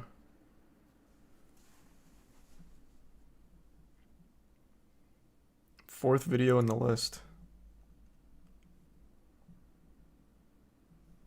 This is still just the same teaser, unless you're talking about this one. Because I can't imagine this is it. This is from 12 years ago. This looks like a fan project on Newgrounds.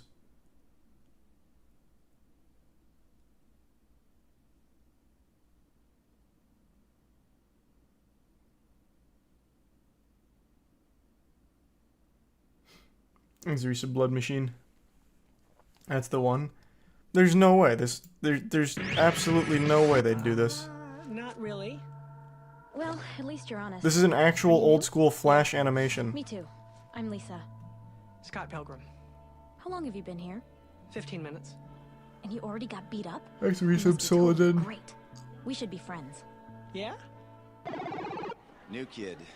You're with Kimberly, okay? Hi. Hi. What are we doing? It's some retarded partner thing, and you'll probably slack right off, and I'll end up doing all the work. Nice to meet you. I'm Scott. The pleasure's all mine. Why do you want to start a band anyway? I mean, obviously... I mean, this is a very nostalgic Scott, style, I If we guess. had a band, we would be cool. Even if we suck. We would transcend our class status or whatever and become automatically cool. Our class status? You know how I'm not a goth and you're not a jock? I'm such a jock. Well, I'll give my take on it. I hope it doesn't use that style. Ever again. Thanks to the resub, Gary.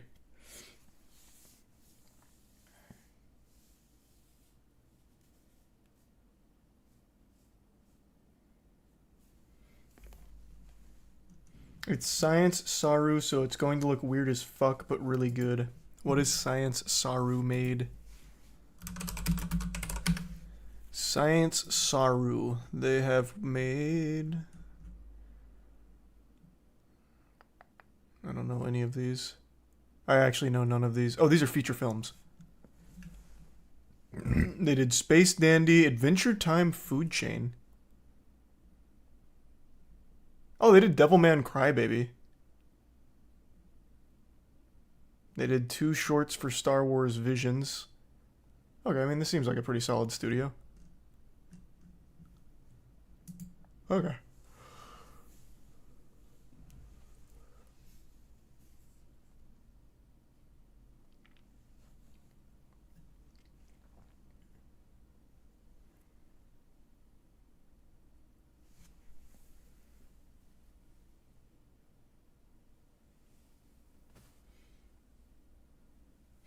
Vision was kind of ass. I still haven't watched it. Yet. But I heard good things about it. I didn't hear many bad things.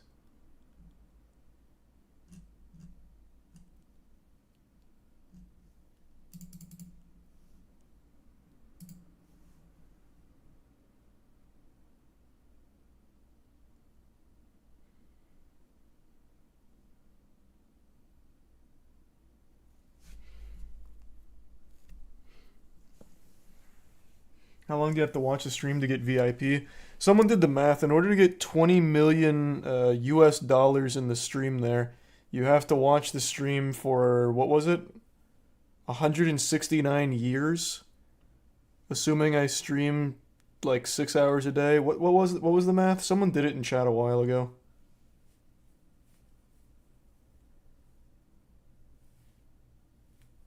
Or was it 20? It might have been 21 years, now that I'm thinking about it. I think it was 21 years. I don't know why 169 stuck in my head. That might have been for a different thing. I think it might have been 21. 21 years, assuming that I stream 6 hours a day, I think is what it was.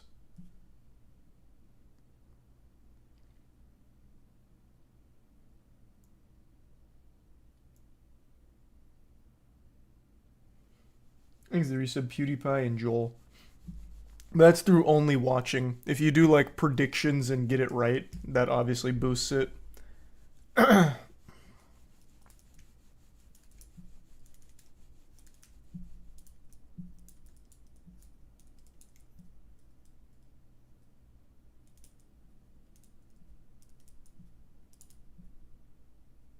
It was 19 years. Was it 19? Okay. 19 then.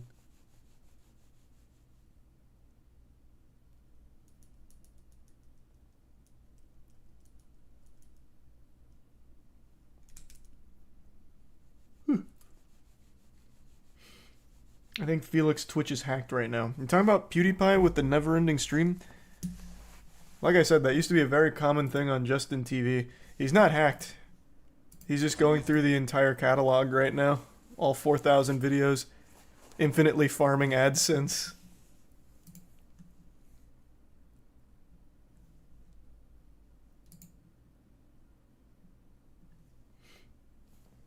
Thanks the Prime, Big Papa.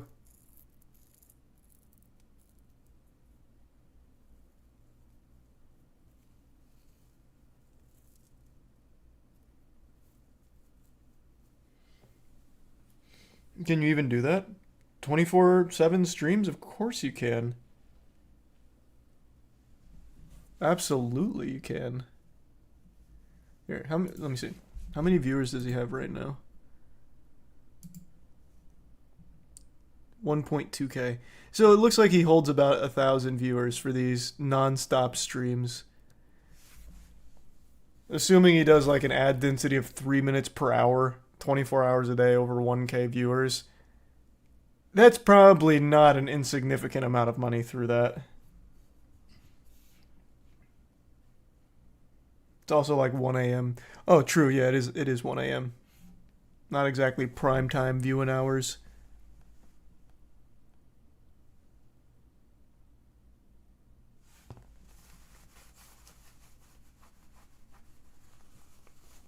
Make a second channel and copy him. No, I don't know about that.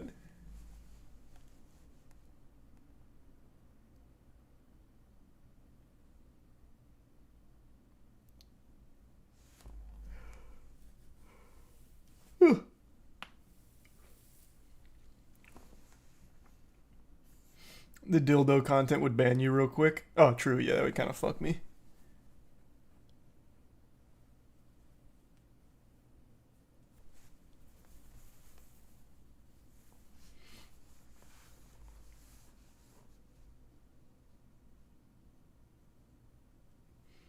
Thanks, resub Vale.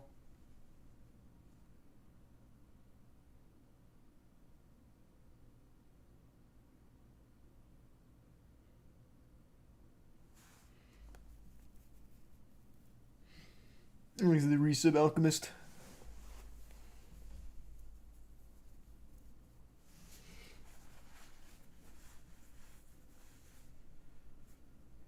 Did you like Scott Pilgrim? The movie? Yeah, I thought the movie was good. I enjoyed it. There's the resub. Kill. No, I've never really watched Barry.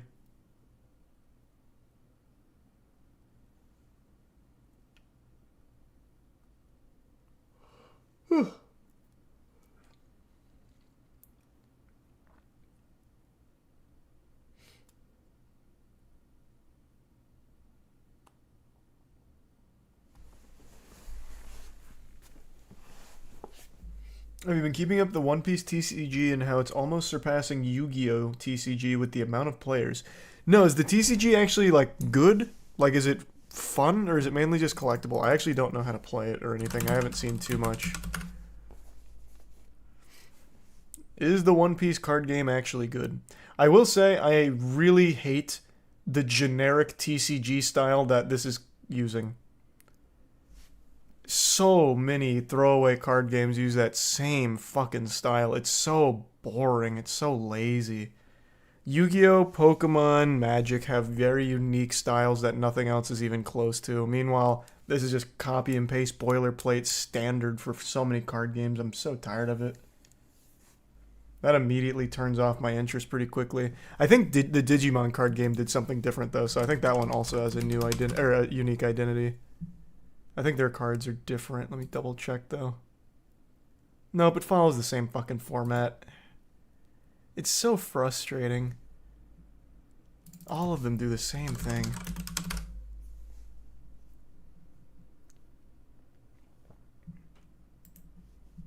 This is the template they follow. But maybe the game itself is fun to play.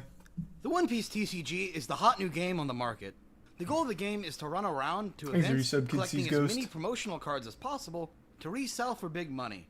At least, that's what everyone who plays it says. But in all seriousness, let me break down what the game is actually about. The goal of the game is to take away your opponent's 4 to 5 prize cards by attacking with a variety of character cards. Each player chooses a leader card. The leader is always there from the start of the game. By attacking a player's leader, the player is able to Thanks, deal Resub damage Cheese. to the opponent's prize cards. The game's characters, effects, and event cards are all played using the Dawn resource. Dawn is similar to lands in Magic, in that they're tapped to pay for cost of cards. However, at the start of each turn, players get 2 Dawns until a maximum of 10 at the start of their turn.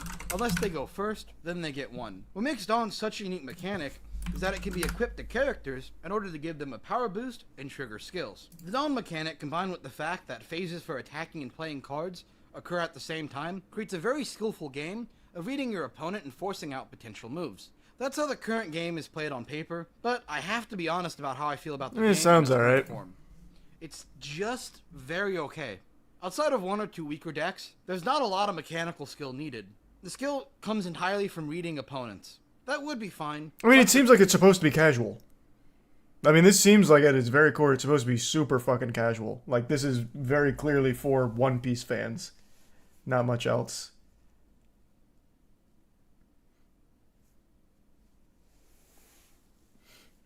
Into the resub, Seth and Nefarious. They're just episode screen caps plastered on cards. It's lazy as fuck. Oh, don't There's tell me not that. Is a lot that of room to true? control an opponent. I haven't really got to Jinbei in the anime yet. I'm still on Skypiea. Though I did bang through 4 episodes the other night. So I don't know if this is just a screen cap from the anime. Opponent's Looks like hand it is. long term. Since there's not a lot of draw power, games end up feeling very top deck dependent. If you played Hearthstone before, this game is very reminiscent of the legendary top deck wars too many games would devolve into. Drawing lucky is massive in this game. Some decks more so than others. Kaido, which is the late game control deck, can either be useless or unstoppable depending on what they see in the mid to late game. This is my biggest complaint. Outside of that, the game is very fun, but simplistic since this is the first set and there aren't a whole lot of mechanics fleshing it out. What I This like is most really the about this first game so TCG far for One is Piece? how balanced the game is. For how Every long it's color been has a around, that's vast crazy. deck that can keep up very well with the rest. There are 4 main One Piece TCG decks for competitive play. Red Green Law, a more aggressive focused rush deck that plays tons of units and Okay, goes face. some of these are just actual screen grabs. 100%. Screen grab, screen grab, screen grab. Fuck, that's lazy. Holy shit.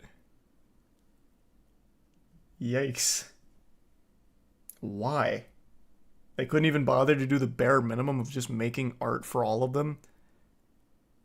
I get like these aren't like the big cards, like they're probably not great cards, but Christ, at least put some effort into it. Even Yu-Gi-Oh's stinkers look good, like their commons look good. Same with Magic, fuck. I mean, some of the commons in Magic are beautiful.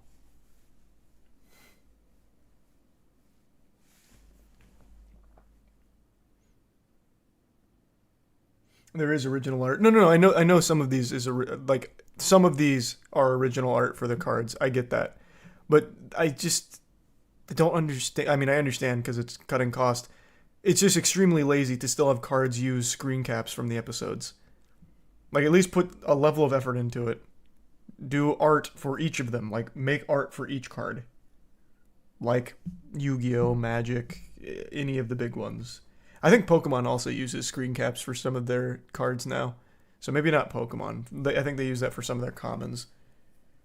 But Yu-Gi-Oh and Magic, they don't.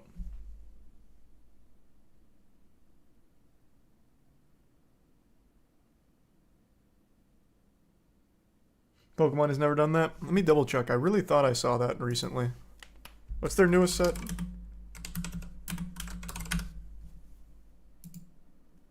Let me check out their commons. Because maybe I'm wrong. Maybe they haven't. Maybe I'm getting confused. Newest set is Scarlet Violet base.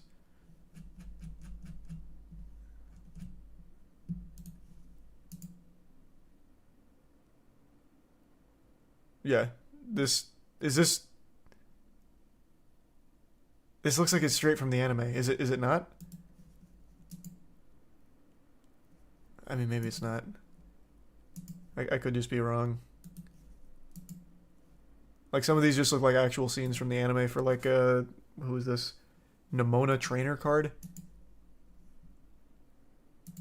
But yeah, maybe it's not.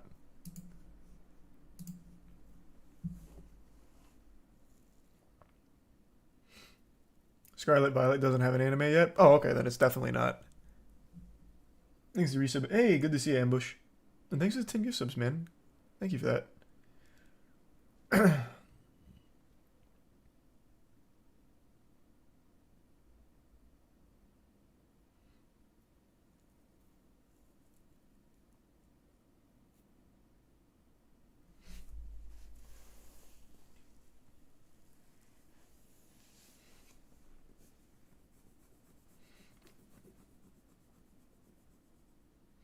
Did you watch the Inside Edition on the Museum of Failure? No, it sounds like a cool museum, though.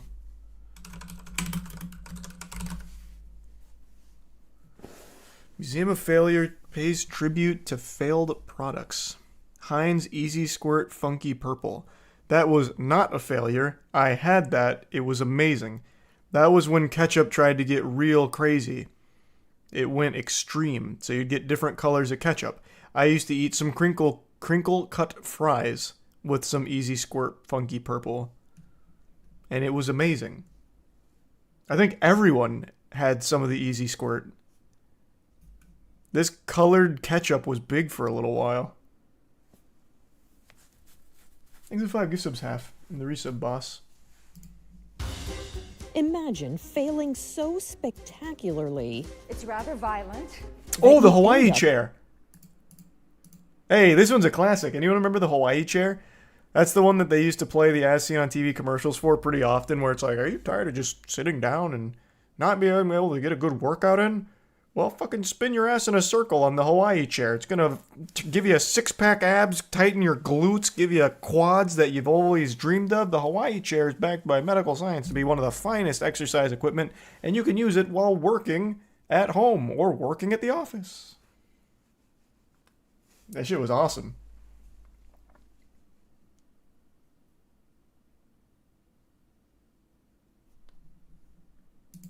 That you end up in a museum. That's what it's called, right? The Hawaii chair? Let me double check.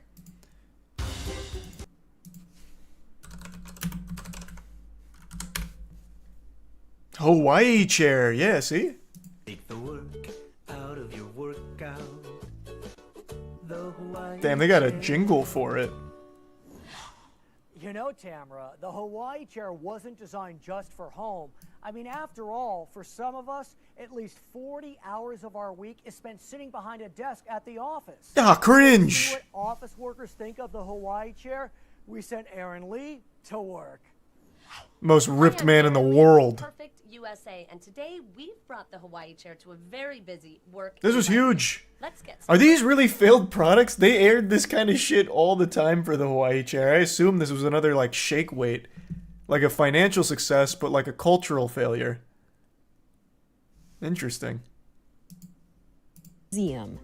An exhibit in Brooklyn, New York is paying tribute to all the inventors who shot for the stars and fell on their faces. I hope they show each of these. It's I really called the want to look at Museum some of these. I don't Failure, know. And it features a lot of bad ideas, like this chair that lets you exercise while Yeah, you work Hawaii at your chair. job We just talked by about that. moving your abs the way a hula hoop does. So imagine you're on Zoom calls or you're writing an email. How could one get anything accomplished? But the museum's organizer told CBS News she Whoa! wants the exhibit to That was an sentiment awesome that mask. failure can be What was it? I don't think this... Was this the Rejuvenique? I don't think so. This was that horrifying mask. I made a video on this one a long time ago. It's like a fucking Jason Voorhees mask where it's supposed to like tighten the skin on your face. So you just like cremate yourself in there while it cooks the skin.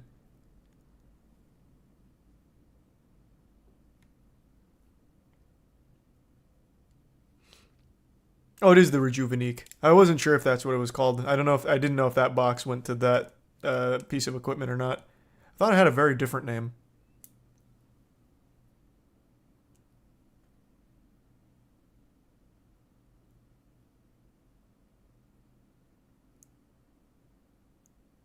It hurts because it's working. Yeah. Yeah. That's how you know it's getting the toxins out and it's tightening your skin the way God intended.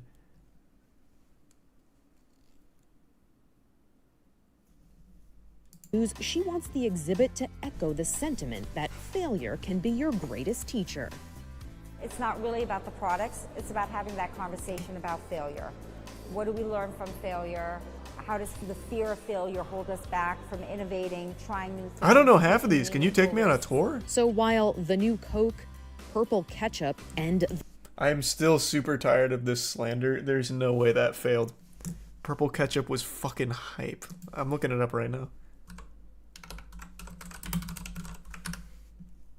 Then if you just type in purple ketchup, you see a ton of people raving about it. And then you see one stupid dumb headline saying, what were they thinking the day ketchup crossed the line? Which is stupid. That's fucking dumb. There needs to be more line crossing.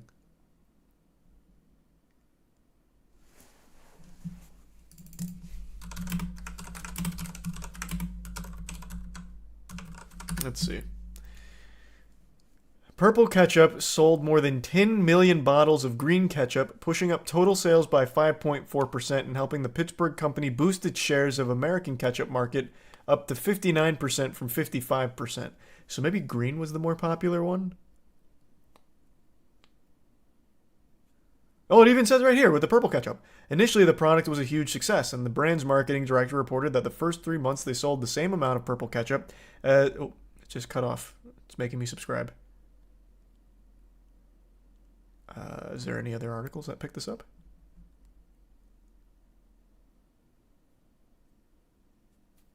No, I'll just go somewhere else. Okay, we'll go to this one. Initially, it's reporting the same thing. Initially, the brand was a huge success. The brand's marketing director reported that the first 3 months they sold the same amount of bottles they had expected to sell over the course of the entire year. From 2000 to 2003, the company sold over 25 million bottles of the condiment. However, like so many colorful fads, this one wore off as well, and the product was ultimately discontinued in 2006. Well, yeah, of course, it's not going to last forever. This is going to be a staple in like the fucking pantry of every household in America for decades to come. It was supposed to just be, you know, a fleeting fun thing. They say the star that burns brightest burns out quickest. And that's what Easy Squirt Funky Purple was like. It wasn't a failure, though.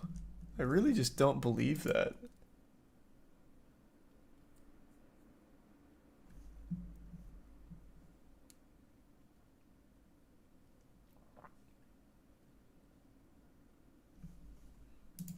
the pen designed specifically for women weren't bestsellers.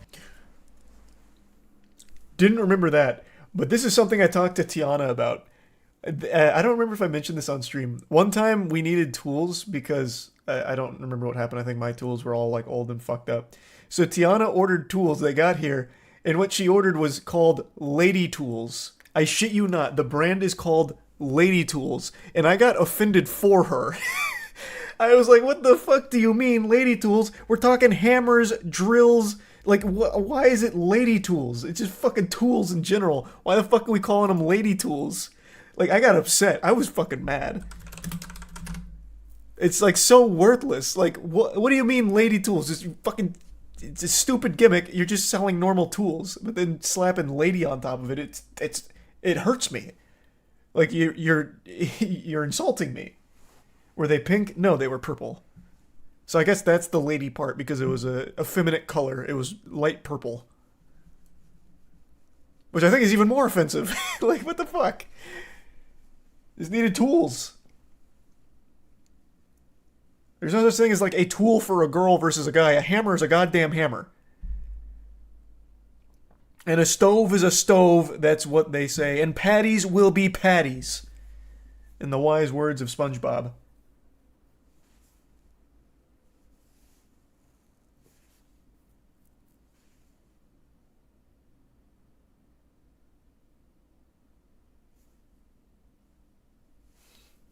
Thanks to Resub Psychedelic. Are they purposely more fragile too? I don't know. I will say the drill fucking sucked ass though.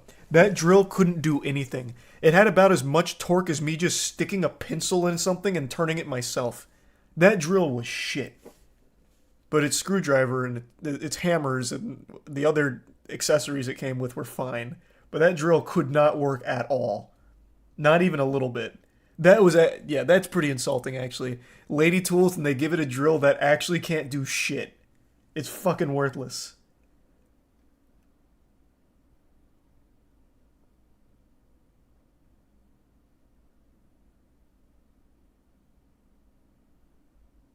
Why'd she order that brand? I don't think she knew. I think she just typed in like a toolkit on Amazon. One of the sponsored things must have been Lady Tools.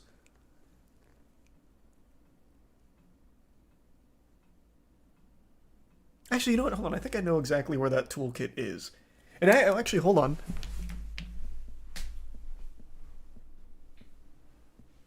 Damn, the branding's not here. This is its screwdriver. This was in the room tour I did. That screwdriver that's on my shelf is a lady tool. So here's the purple. That's what makes it a lady tool. And it was a fine screwdriver. Like I built what I needed to with it. But it's such a stupid idea. Lady tools. Give me tools. I was still so offended that she bought that. The rest of the toolkit's kind of similar to this. All of it was usable except the drill. The drill was an unforgivable sin that they sold. That's a scam. That's a lawsuit waiting to happen. Was it like 50% more too? I don't know. I didn't buy it. I would have never. That's just some real weird marketing garbage.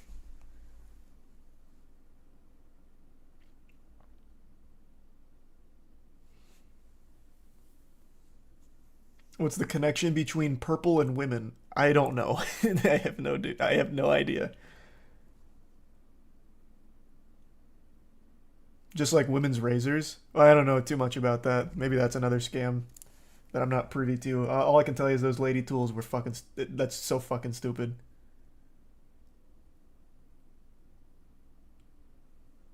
Thanks to the resub. Zorse. Maybe Tori... Yeah, maybe that's the whole idea of it.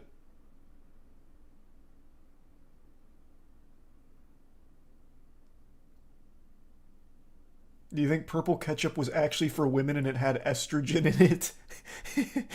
Yeah, maybe. I don't know. But this whole thing with the pins for girls is very interesting. It seems like they tried that entire market for a while of normal thing, but for girls. So it's purple and pink. What a fucking scam. What a scam. Thanks to Resub Wolverine.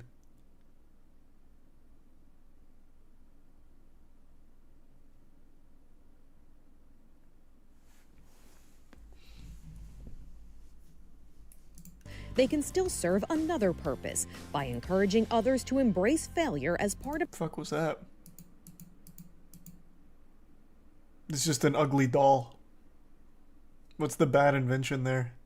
Unless it's supposed to represent something that I don't know. It's just a very ugly doll. Just a homeless begging doll. Oh. Oh, I see. Oh, it's holding out its hand for money. Okay, I see why it's classified here as just more than an ugly doll. So you'd buy a baby that's homeless and begging on the streets. I get it, okay. To embrace failure as part of the creative process. The items were all rounded up for display by a Swedish psychologist who says companies that embrace failure are often on the right track to eventual success. People can feel comfortable trying different things, experimenting, and ultimately innovating. There's even a wall for museum visitors to admit their failures on a post-it note. If they're brave that's enough. Weird. Okay. For Inside Edition Digital, Cute, I'm I guess. I want to see like a whole tour here. So Tom Scott took a tour through the Museum of Failure 5 years ago. And this one's from 2 weeks ago. So let's do 2 weeks. I do love Tom Scott, though.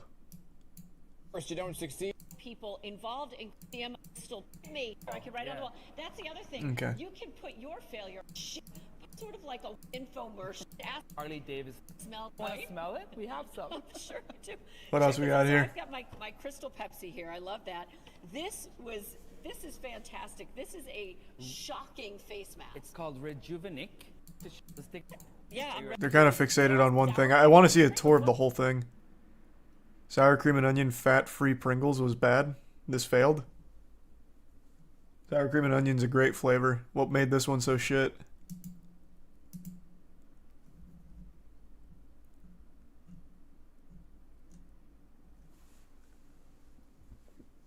The 0% guilt.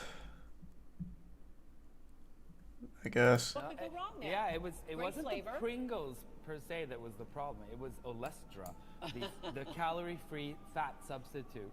It says 100% satisfaction, 0% guilt.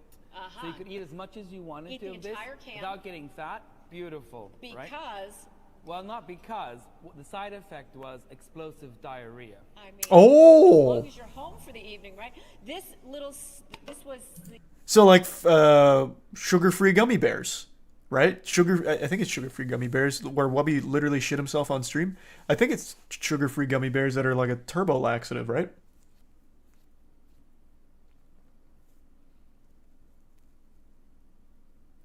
Nice, that's awesome. Can't believe that failed. Skipper Barbie. Yeah, growing up Skipper. Which she looks completely adorable. Yeah, she's lovely, beautiful. Right? Well, the thing about her is it's $2 in one. Okay, so what happens? What you did was, so you had your doll, Right. and then when it was time for her to grow up. Okay, she grows up. What happens? So you twist her arm like that. Right. See if that works. And then she grows breasts and her waist tightens a little bit. This sounds like it might have been created by a room full of men. Really, you around think a so? What do you- table. Let's show the people some of the other innovations. I actually doubt it was, to be honest with you there. Get you a Well, fucking spin it. I want it. How big do the hunkers get? Jesus Christ. Making it sound like anime tits. Well, you have Man to just starts be cranking it like he's trying to roll down an old window. Actually pushing the envelope. Right. Fill up like Secondly, water it has balloons. to be a failure. And thirdly, I have to think it's interesting. All right, go ahead. All right, are you? Damn, I want to tour the whole place. They're really focused on just very small parts of it. I'm in Helsingborg in Sweden to film. Percent of all innovation projects fail. So everybody in the business knows this. And where are these failures? Companies sweep them under the carpet. Jesus Christ, what happened over? They steal Dr. Disrespect? Jesus. They took his glasses and his mustache right off his face. That's fucked up. He doesn't belong here.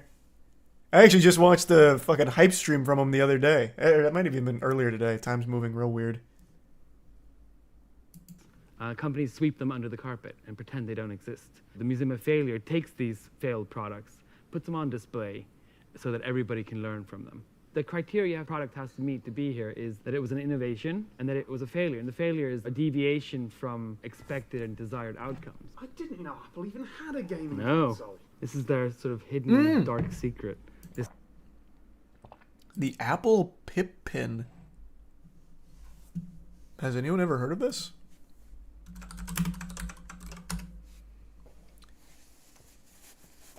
The Apple Pippin is a defunct open multimedia technology platform from 1996 to 1997. I think AVGN has one. Must have missed that episode.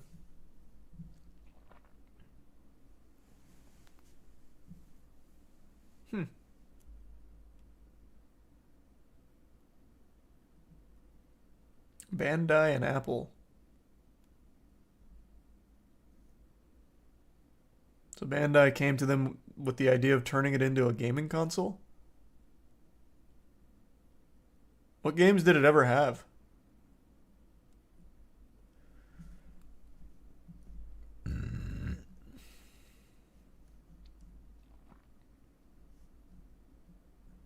Damn, there's a huge write-up here.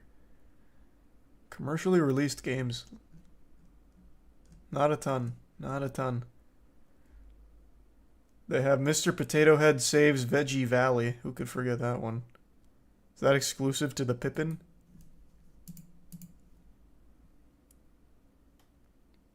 No, it's also on Windows.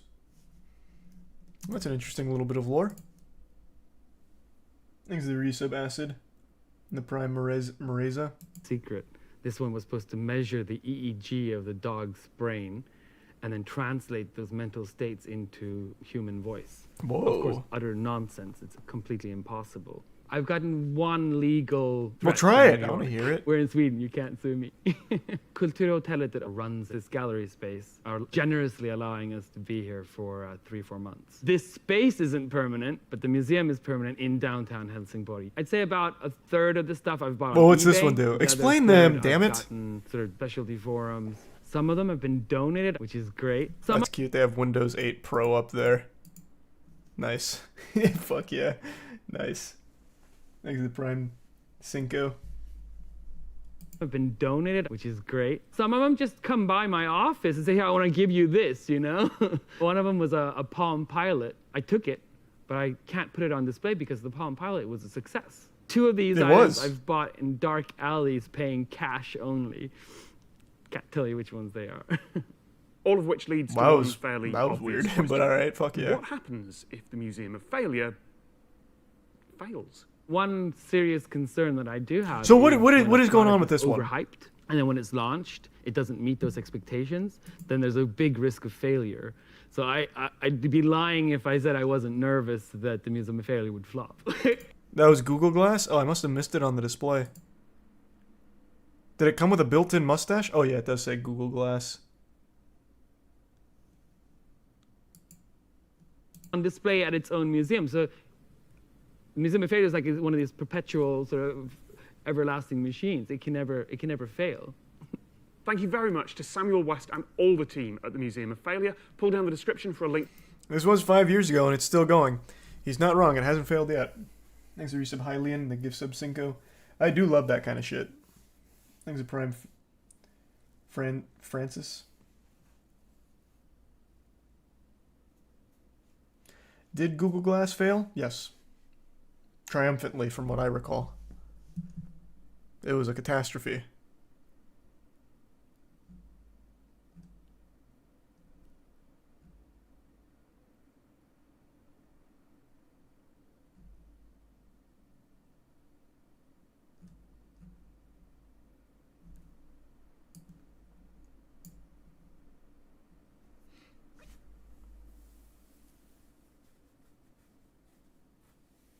Thanks to the resub Nin and the Prime Nova and the resub Rel.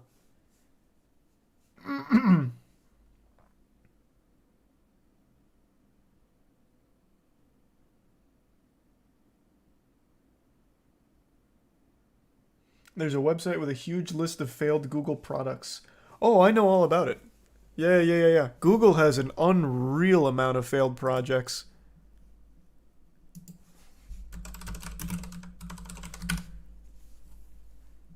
Killedbygoogle.com is the full list of it, right? Oh, Jesus, yeah. I mean, here, we'll just take a quick scroll down, I guess. 285.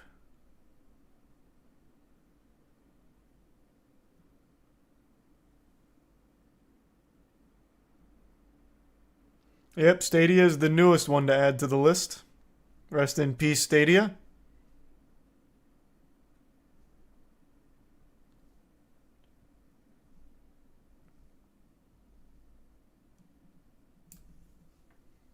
I wonder how often this is updated. Is Stadia on here yet?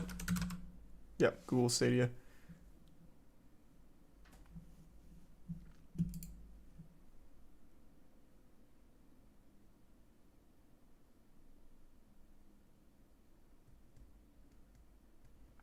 I think they give some Hollow in the tier 1 Hollow.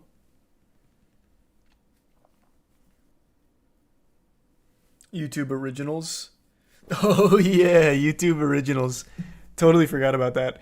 You know what's crazy? YouTube Originals died a long time ago, and apparently it lasted till 2022, and they didn't even make like a big statement. I don't remember them ever saying anything about it. They just let it like completely fade from the public eye, and then I guess took it down quietly.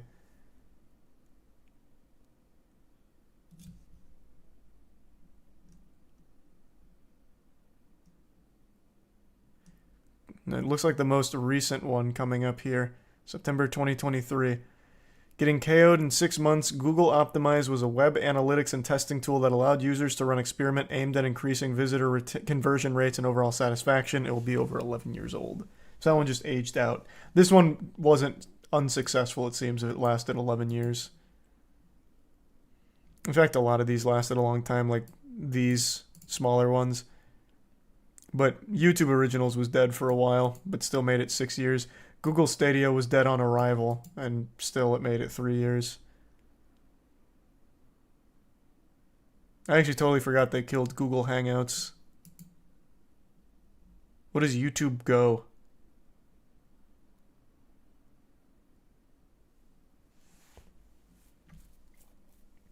I think it's the Resub Requiem.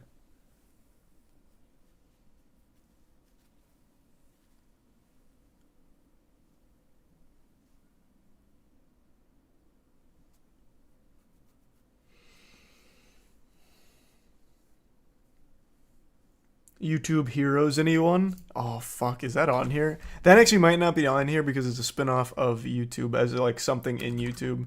Yeah. YouTube Heroes, though, rest in peace. How about Google Plus? When did that die?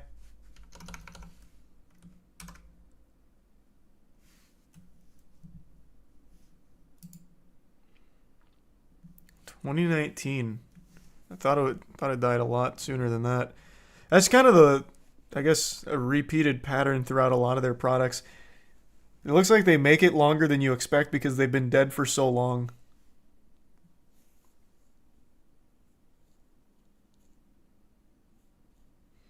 What the fuck is YouTube Heroes? It was the YouTube hall monitor program where you're supposed to tattletale on things you didn't like on the platform. It was so fucking dumb. And you'd get rewarded with like points. So you'd eventually level yourself up to a hero.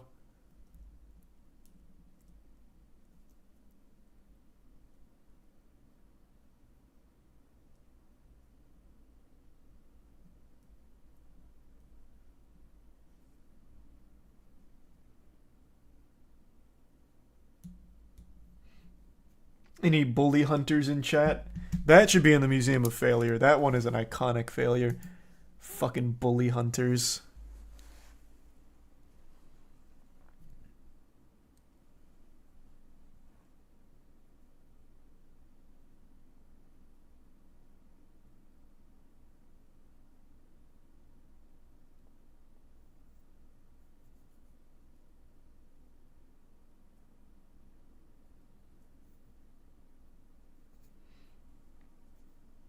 Dislike button should have been there. Yeah, rest in peace, dislike button.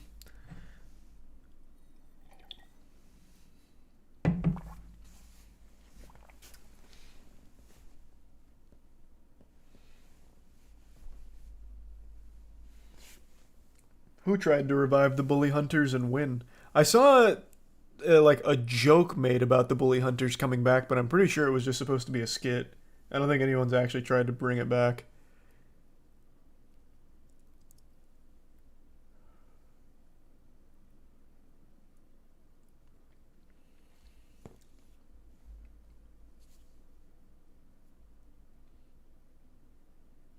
Alright, I'm getting tired. I'm gonna call it a night.